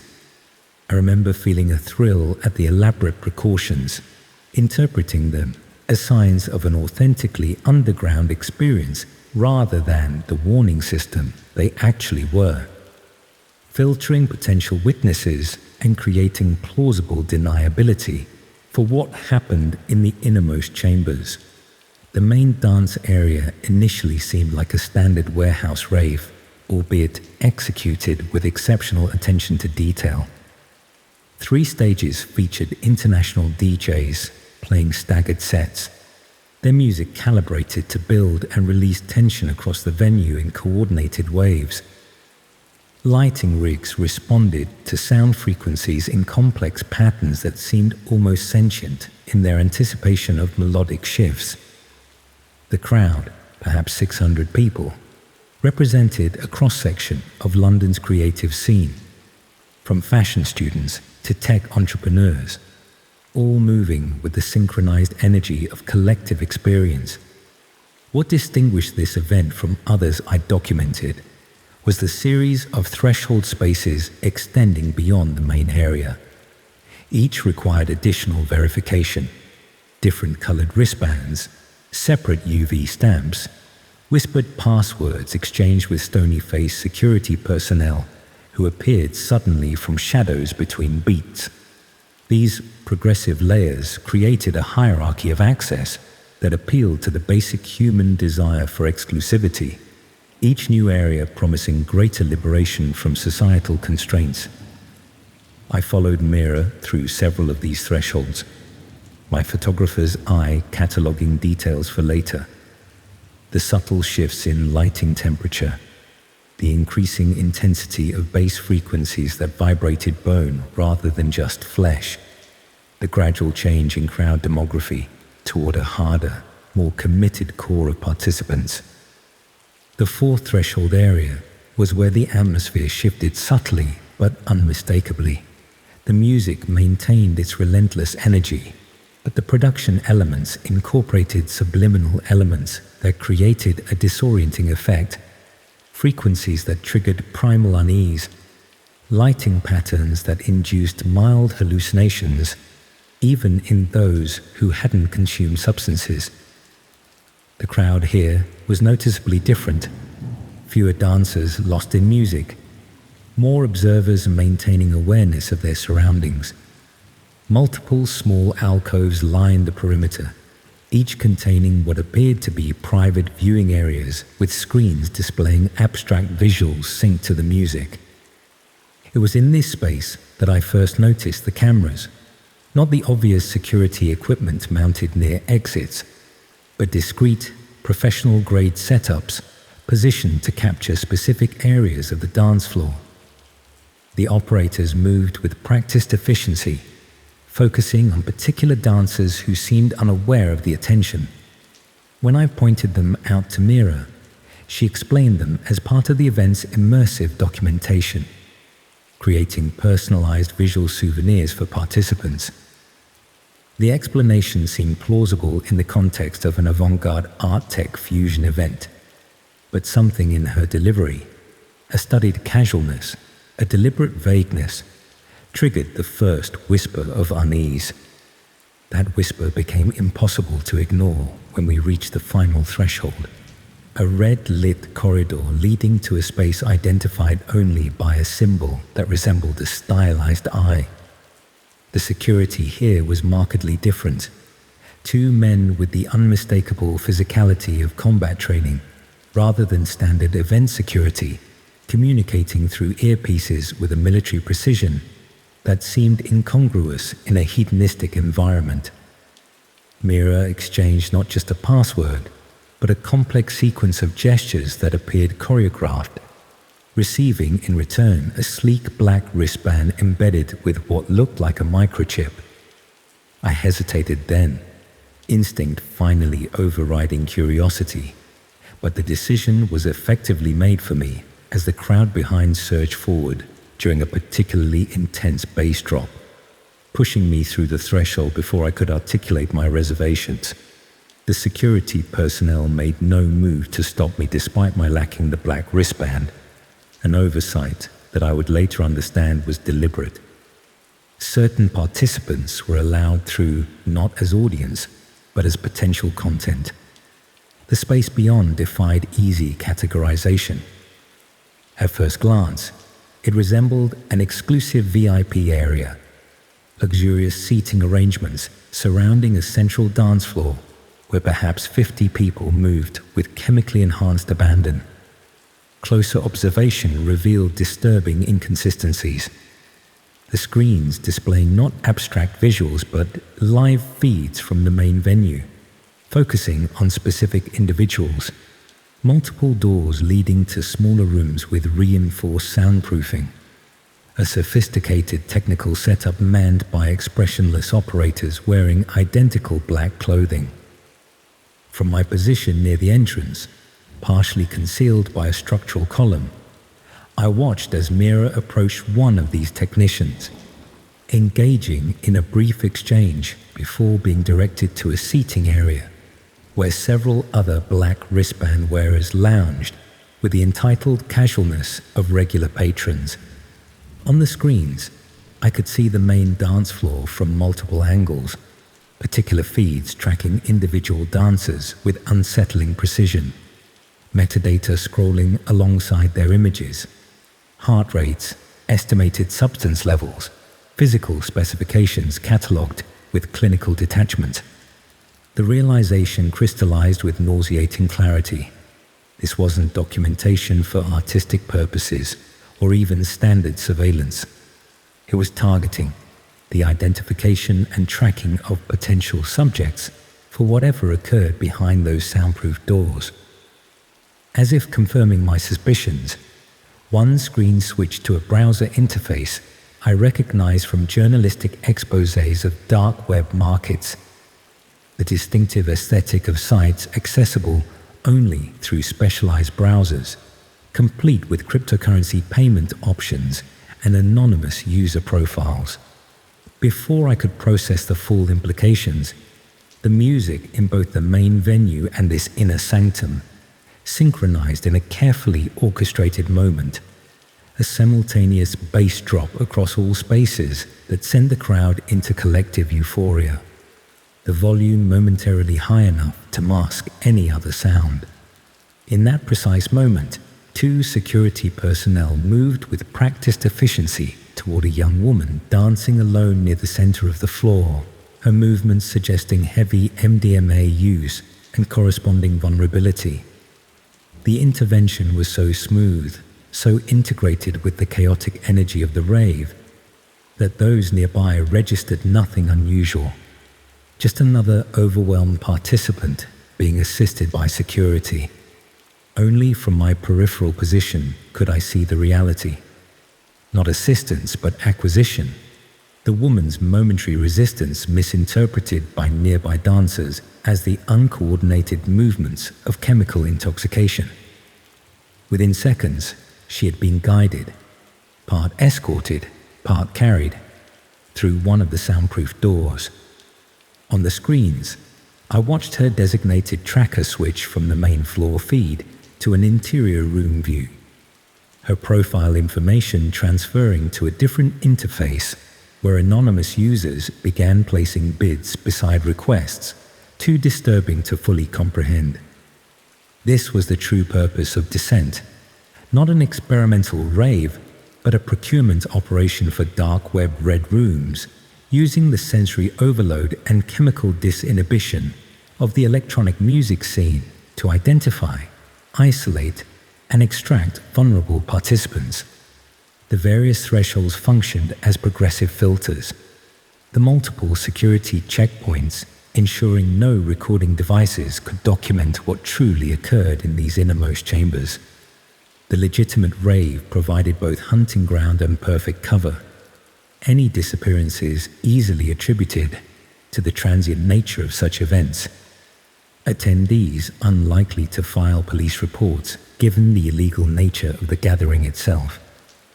My photographer's instinct to document warred with primal survival drive, the latter ultimately prevailing as I recognized my vulnerable position, alone, separated from known associates, lacking the black wristband that designated observer rather than potential subject.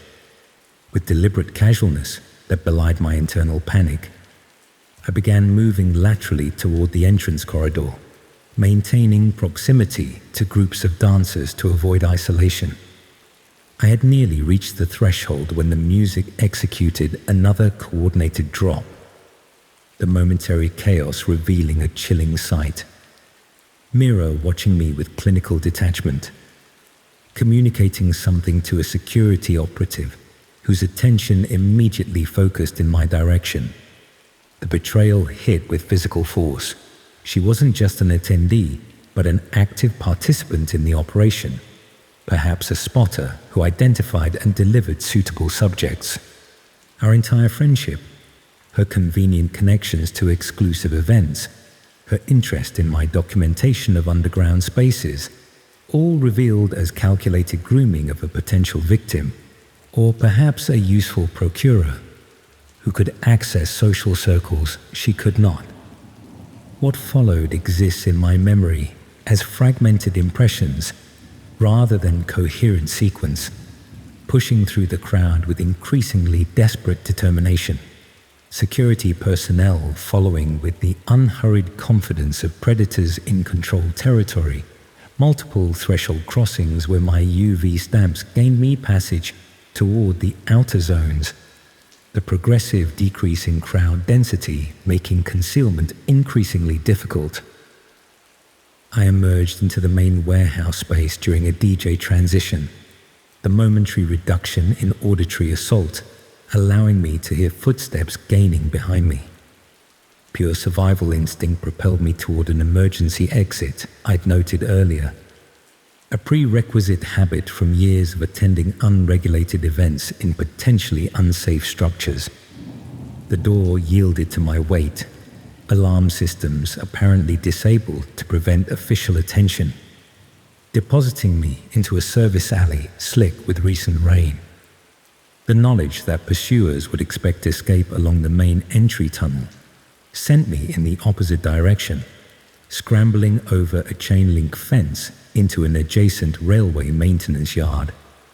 I navigated through darkened industrial spaces until reaching active streets, flagging a night bus with the desperate energy of someone fleeing immediate danger, rather than simply returning from a night out. I never reported what I witnessed. The combination of an illegal venue, widespread substance use, and my own recreational chemical consumption created the perfect conditions for dismissal, my account easily characterized as drug-induced paranoia or hallucination. Instead, I transferred to a university in Manchester within weeks, changing my phone number, email address, and social media profiles, abandoning the photography portfolio that had documented my access to London's underground scene. For months afterwards, I obsessively tracked missing person reports across London, searching for faces I remembered from that night.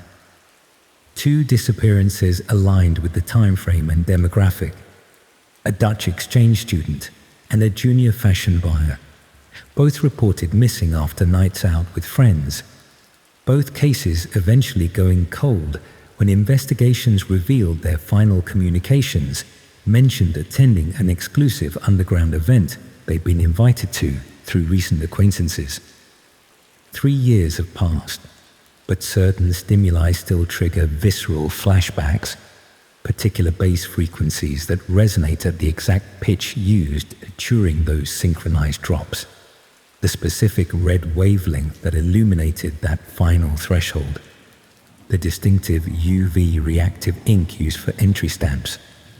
Sometimes I think I glimpse Mira on crowded streets or in the background of social media posts, though rational thought suggests this is hypervigilance rather than actual sighting. The most disturbing aspect isn't just what I witnessed, but how perfectly the operation exploited legitimate cultural spaces for predatory purposes, using the authentic underground music scene's existing structures and values against it. The desire for exclusive experiences, the normalization of mysterious venues and cryptic access methods, the community's justifiable wariness of official documentation, all seamlessly repurposed to facilitate unspeakable activities broadcast to dark web viewers.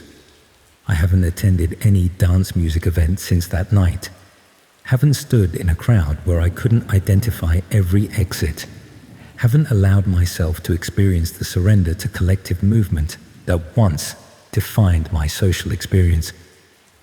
The bass drops that once signaled release now represent only danger. The carefully calculated moments when chaos provides perfect cover, when the sensory overload of hundreds drowns out the disappearance of one, when the darkest corners of the web momentarily intersect with physical space to claim new content for audiences whose entertainment demands are met with living supply.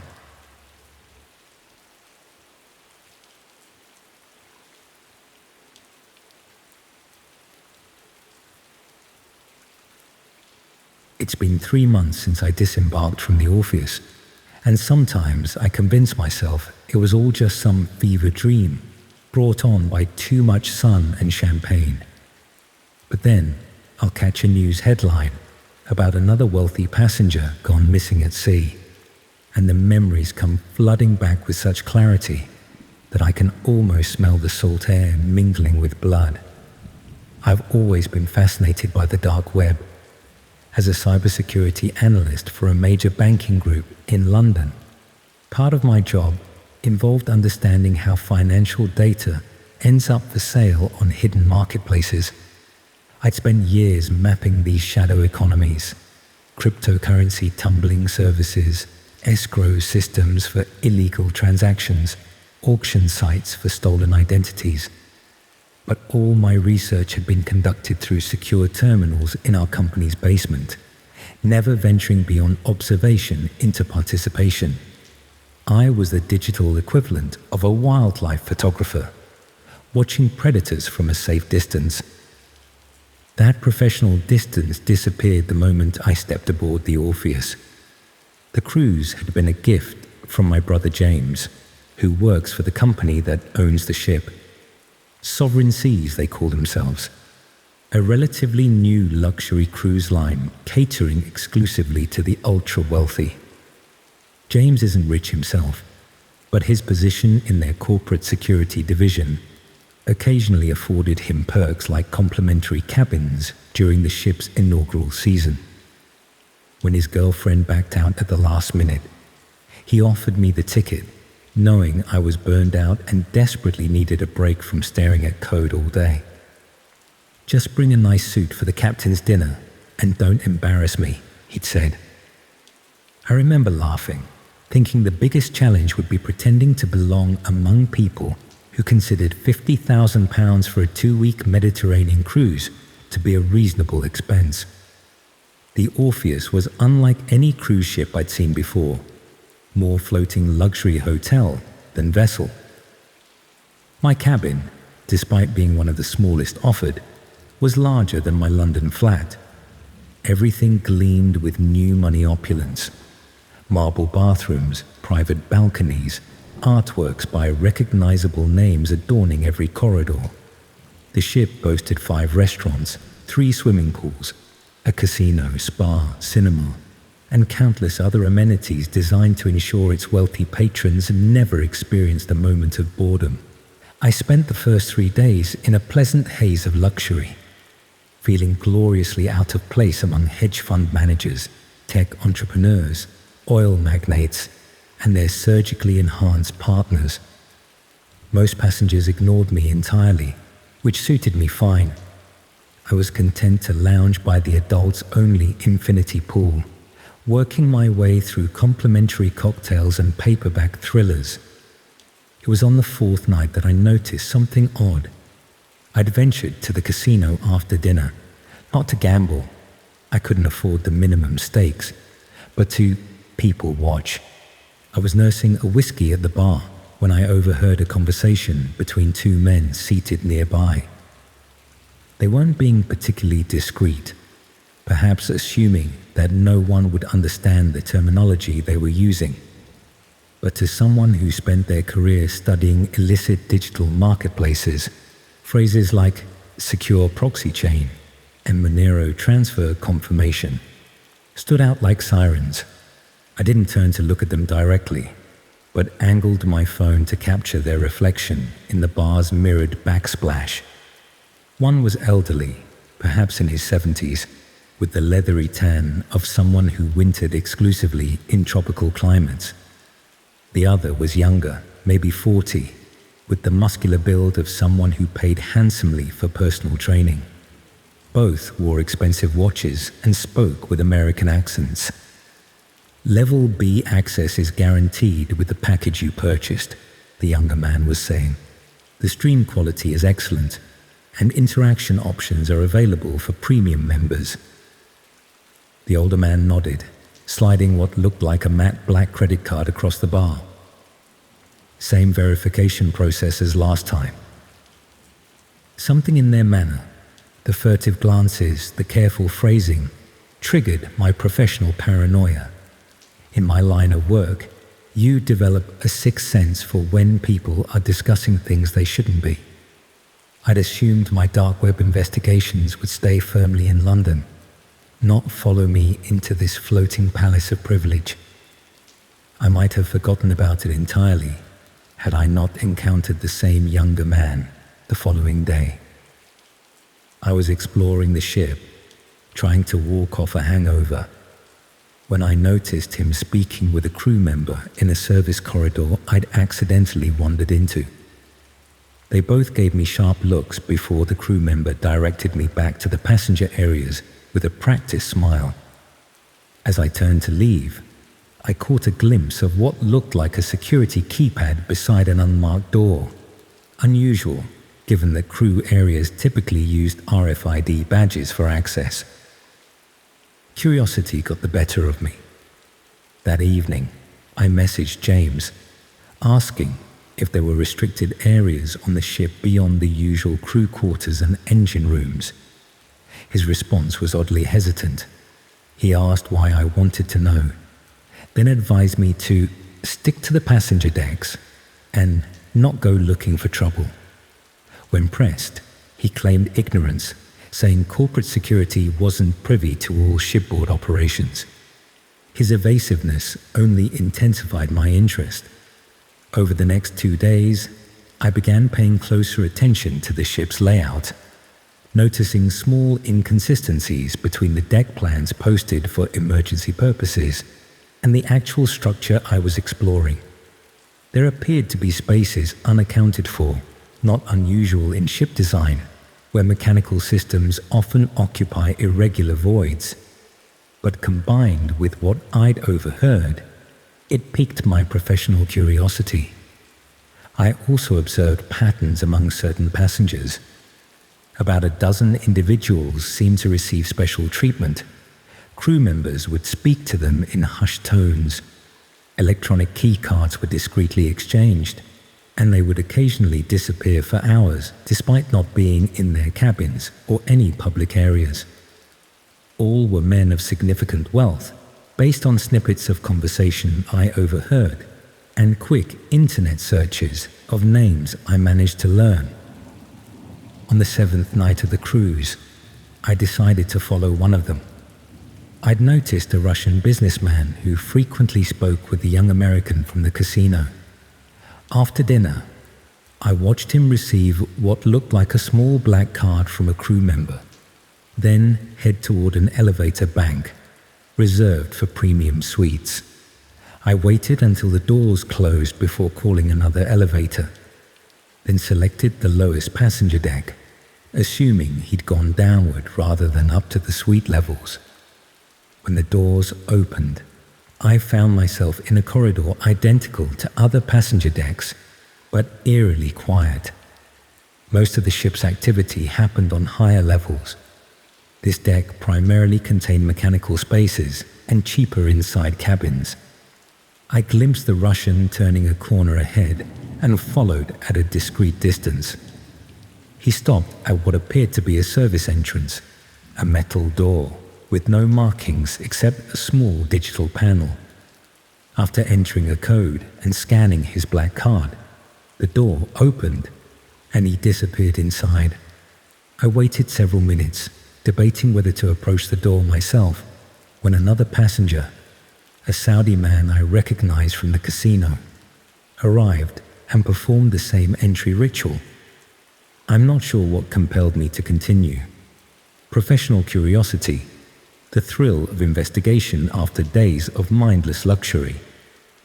Whatever the reason, I positioned myself where I could observe the door while pretending to be engrossed in my phone. Over the next hour, 3 more men entered, using the same procedure. I was about to give up and return to my cabin when a crew member emerged from the door.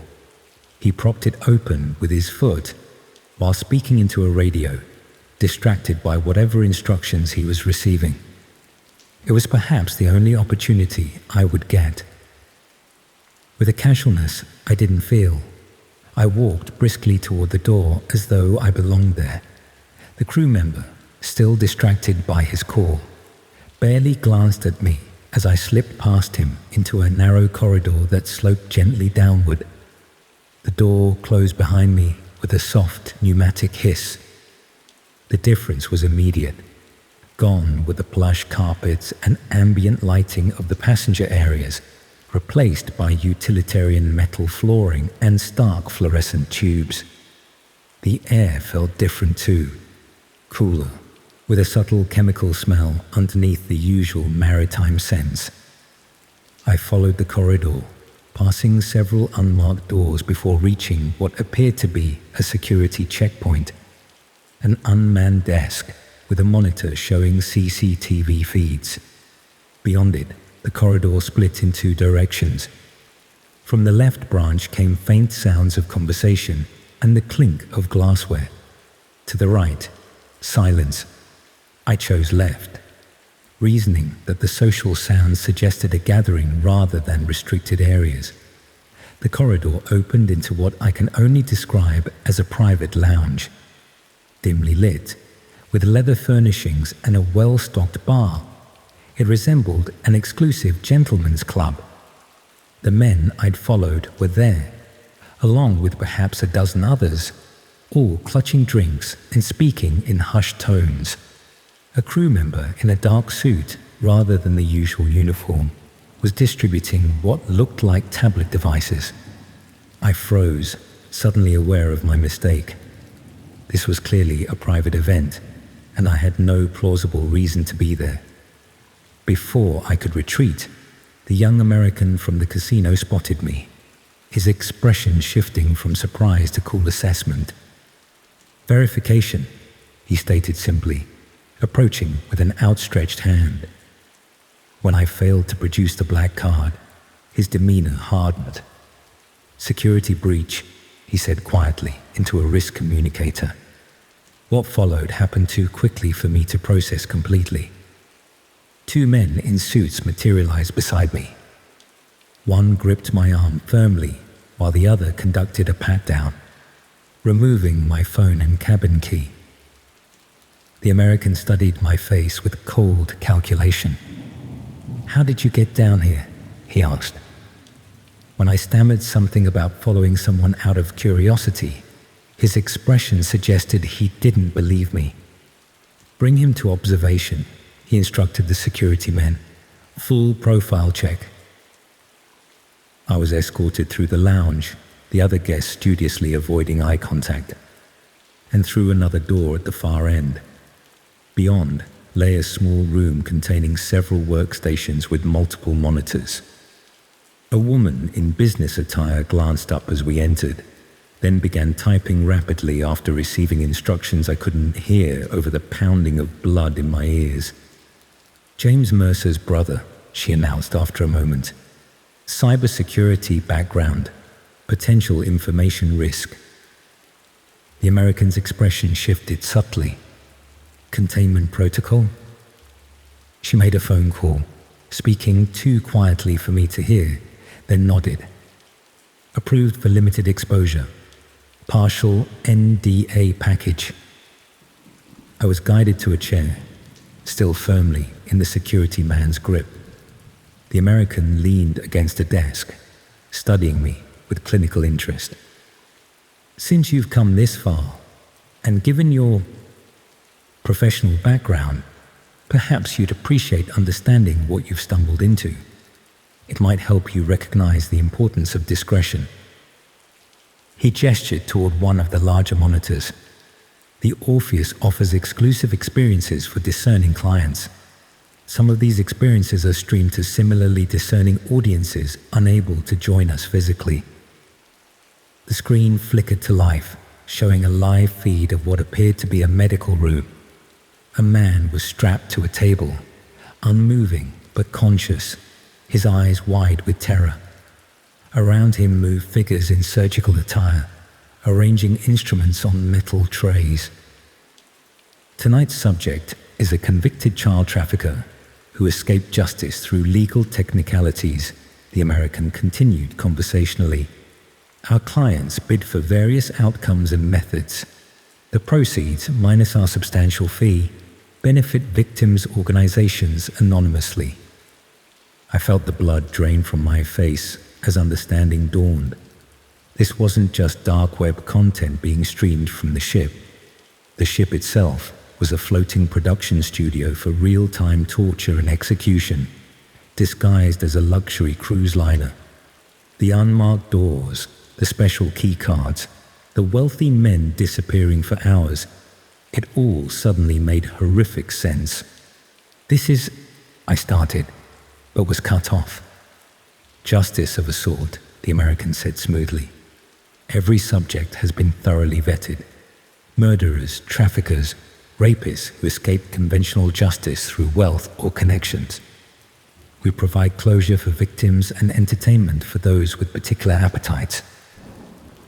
On the screen, one of the surgical figures approached the restrained man with what looked like a bone saw. A scrolling feed of text at the bottom showed usernames and Bitcoin amounts. Live bids determining what would happen next. I must have shown my horror because the American smiled thinly. Not to your taste. Some prefer our hunting experiences on private islands, or perhaps the fighting pits would interest you more. The dark web merely allows us to monetize the spectacle beyond those physically present. He nodded to the security man. Take him to the viewing room. Let him observe tonight's event in its entirety. He should understand exactly what's at stake before signing his non-disclosure agreements. What followed was the most horrific 3 hours of my life. I was seated in a small theater with about 20 others, all men, all watching intently as a human being was systematically dismantled, according to the whims of invisible bidders. Some viewers occasionally used tablets to place their own bids, seemingly excited when their chosen method was selected. I sat rigid with terror, unable to look away, aware that my reaction was being carefully monitored.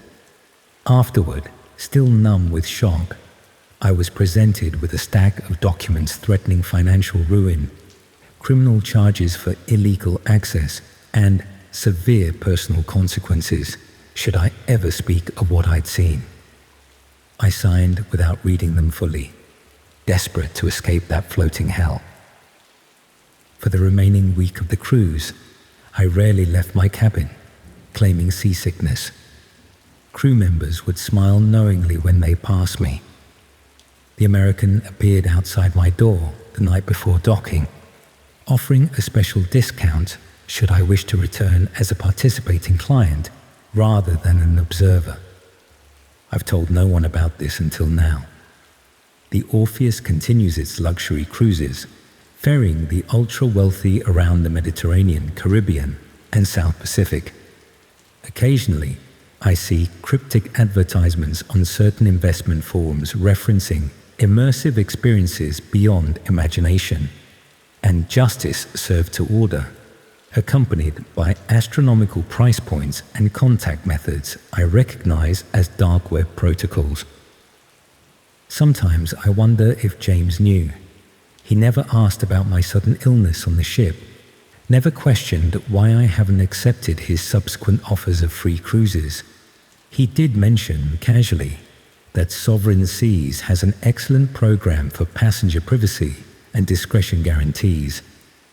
Last week, I received a package containing only a matte black card with a QR code and the Orpheus silhouette embossed in gold.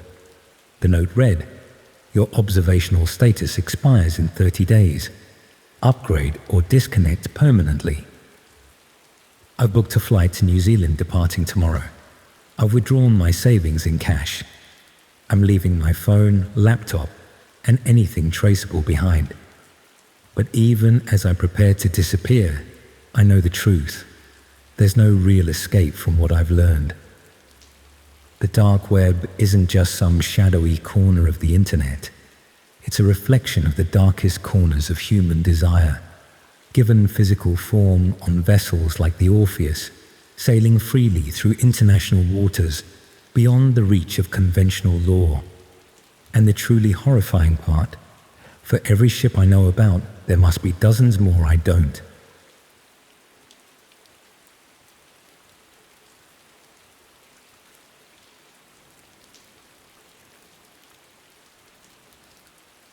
I used to obsessively check my reflection in shop windows, constantly rehearsing expressions in my mind, imagining my face on billboards and magazine covers. That desperate hunger for validation, for someone to finally see the potential I believe burned inside me. It's embarrassing to admit how all-consuming it was, but that's what makes places like Elite Casting so dangerous. They know exactly what you're willing to risk when you've convinced yourself that fame is just one lucky breakaway. I found the casting call on an industry forum I'd been following for months, one of those semi-professional websites where legitimate opportunities occasionally surface among the scams. The post stood out because it wasn't promising the usual vague exposure or unpaid work.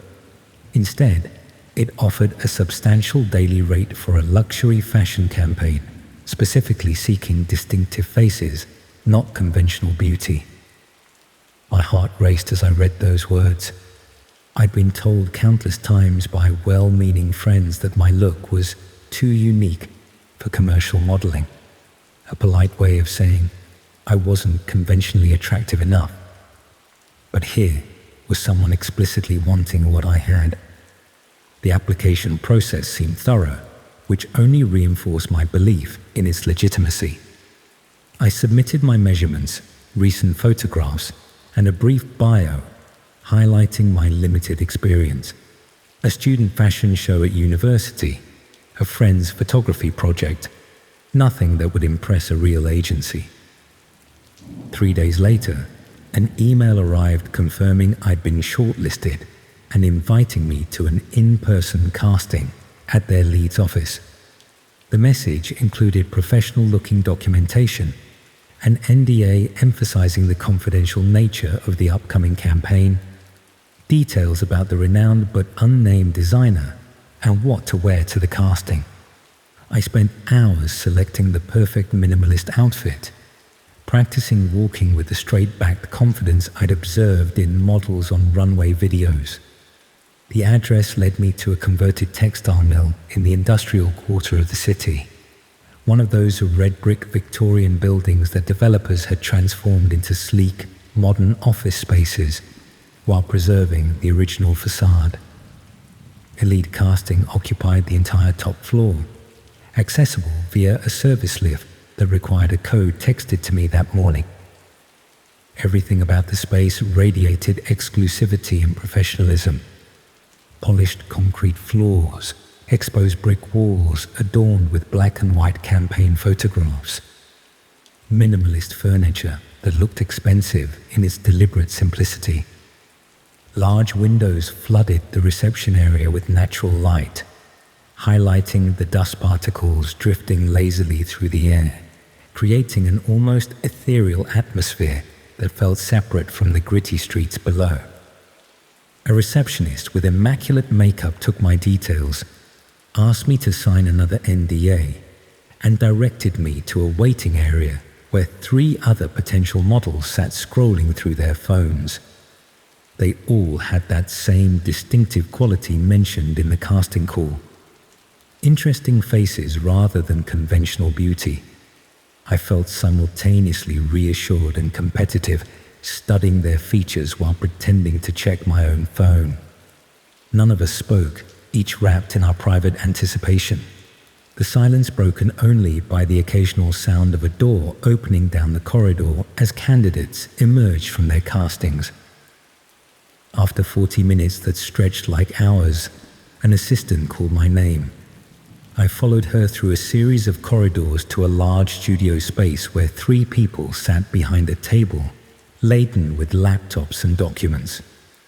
They introduced themselves as the casting director, the campaign photographer, and a representative from the design house. Their professional demeanor, their casual references to major fashion weeks and well-known industry figures. Every detail reinforced the legitimacy of the operation. I stood on a marked spot under perfectly positioned lights while they asked standard questions about my experience and availability, making notes on tablets as I responded.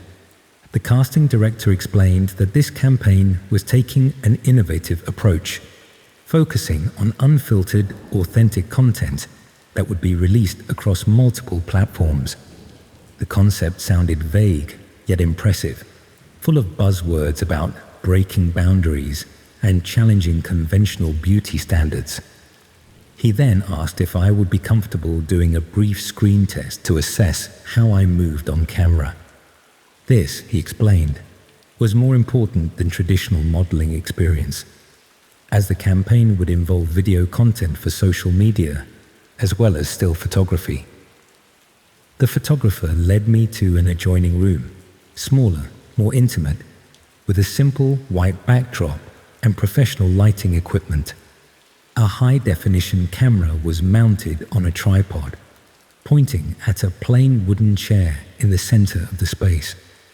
The setup seemed standard enough, though I remember noticing there were no windows in this room, unlike the rest of the office.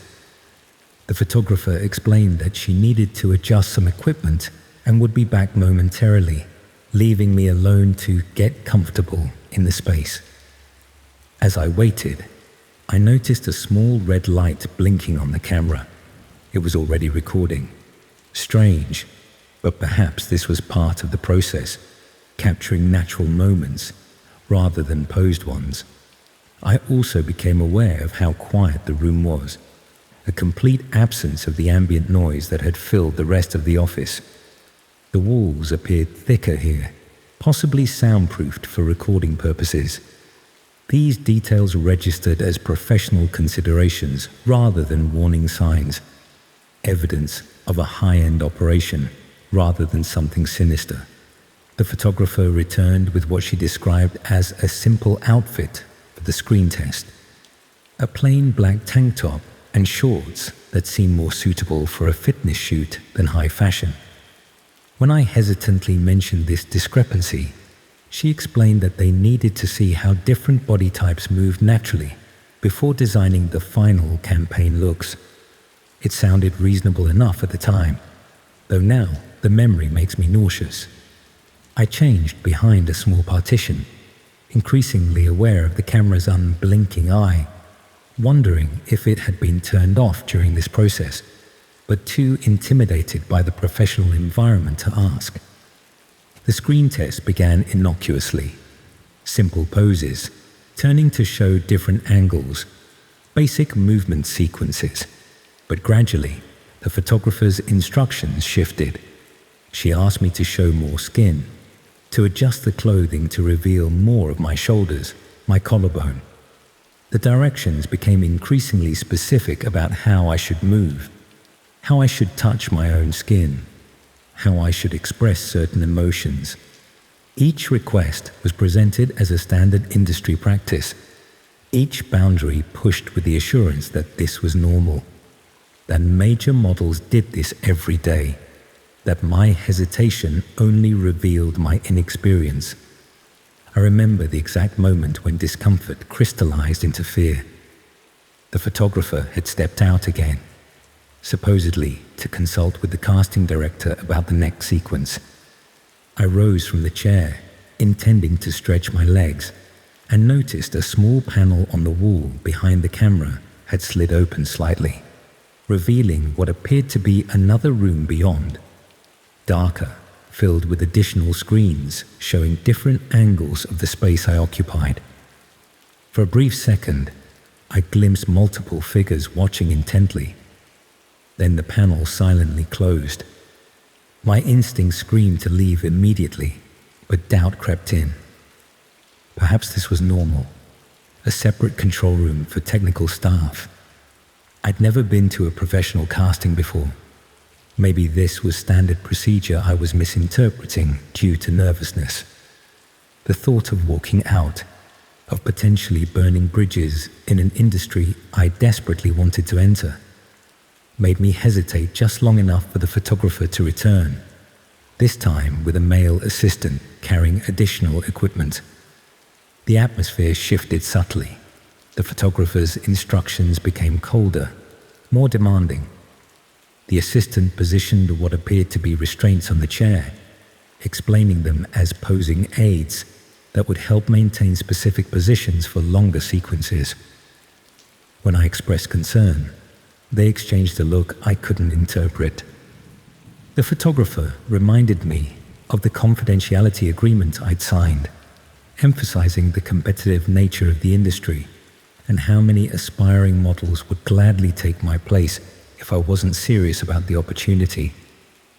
I agreed to continue, allowing them to secure my wrist to the chair's armrests with what they called comfort straps, thinking I could ask to be released if things went further than I was comfortable with. It was only when they fastened the final restraint across my ankles that I realized the terrible miscalculation I'd made. These weren't posing aids. They were proper restraints, tightening rather than loosening when I pulled against them. The photographer's demeanor transformed entirely. She stepped back, assessed me with clinical detachment, then spoke into a small microphone attached to her lapel, confirming that the subject was secured and they were ready to begin the real casting.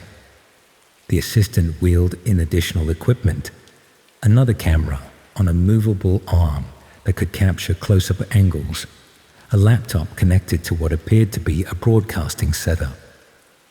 With growing horror, I watched as they adjusted settings on the computer, revealing a web page with a dark background and red text in a language I didn't recognize.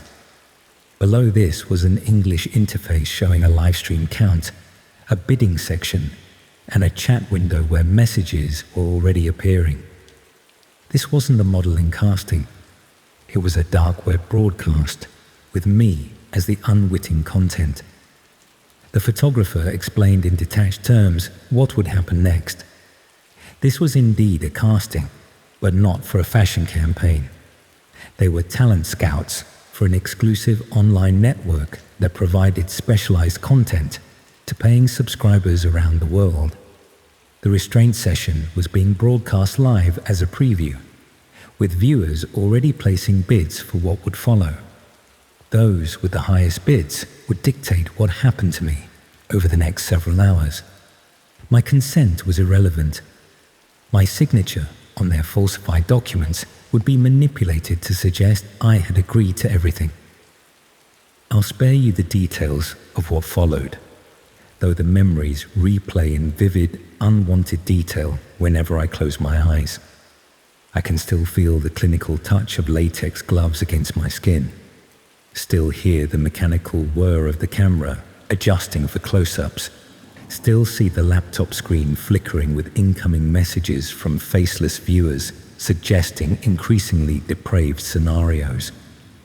Throughout it all, they maintained that professional facade, discussing angles and lighting as if this were indeed just another fashion shoot, the mundane normality of their technical conversation a grotesque counterpoint to what they were documenting. It ended abruptly when an alarm sounded elsewhere in the building. A fire drill, a security breach. I never learned what. The assistant hurriedly released my restraints, while the photographer packed essential equipment. They seemed practiced at rapid evacuation, suggesting this wasn't their first emergency exit. I was warned that any attempt to report what had happened would result in the footage being released publicly, with my personal details attached. They had my address, my full name, my social media accounts, all freely provided in my eager application. In the chaos, I managed to grab my original clothes and fled down a back stairwell, emerging into an alley behind the building where other office workers were gathering at a fire assembly point, entirely unaware of what had occurred floors above them. I walked away as calmly as I could manage on trembling legs, fighting the urge to run until I had turned several corners. The police report I filed the next day went nowhere. The address I led them to housed a legitimate business consultancy firm that had occupied the space for years. Elite Casting had never existed there. The website where I'd found the original posting had no record of it. The emails I'd received were sent from accounts that no longer existed. Even the photographs I'd submitted had vanished from my sent items folder, as if someone had accessed my accounts and meticulously erased every digital trace of the interaction. 2 weeks later, a message appeared in my spam folder. A link, nothing else. Against every rational instinct, I clicked it. It led to a countdown timer on a black background, beneath which was a thumbnail image of me, restrained in that chair, my face partially obscured, but clearly recognizable to anyone who knew me.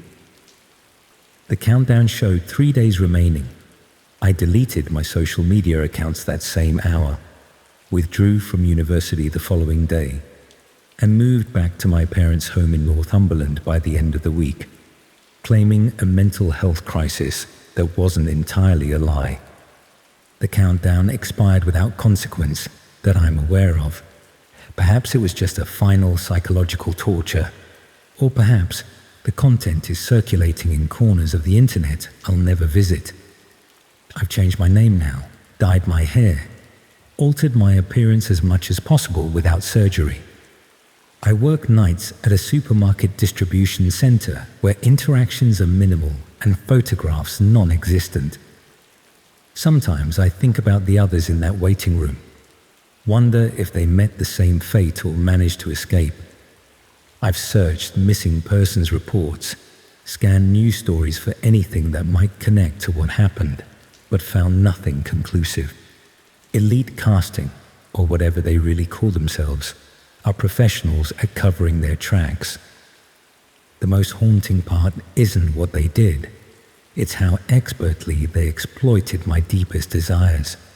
They knew exactly what to offer, exactly what language would bypass my natural caution. They understood that my hunger to be seen, to be validated, would blind me to the warning signs that now seem so glaringly obvious. They recognized something desperate in me that I hadn't fully acknowledged to myself. That's the real horror of the dark web, not just what happens there, but how it intersects with the ordinary world. How easily normal ambitions can lead you down twisted corridors. The monsters don't always lurk in shadows. Sometimes they sit behind casting tables in well-lit offices, wearing designer clothes and speaking the language of opportunity. And sometimes the thing that makes you vulnerable isn't weakness, but wanting. The perfectly human desire to be chosen, to be special, to be seen. I can't bear to be photographed now. I flinch when friends raise phones for group pictures, make excuses to step away. I've stuck tape over every camera lens on every device I own, because I know that somewhere out there, people are still watching me through that first recording. Strangers who paid to see me broken down frame by frame. And somewhere, another casting call is being written, another trap set, another desperate hopeful preparing for their big break without realizing it's really just a breaking.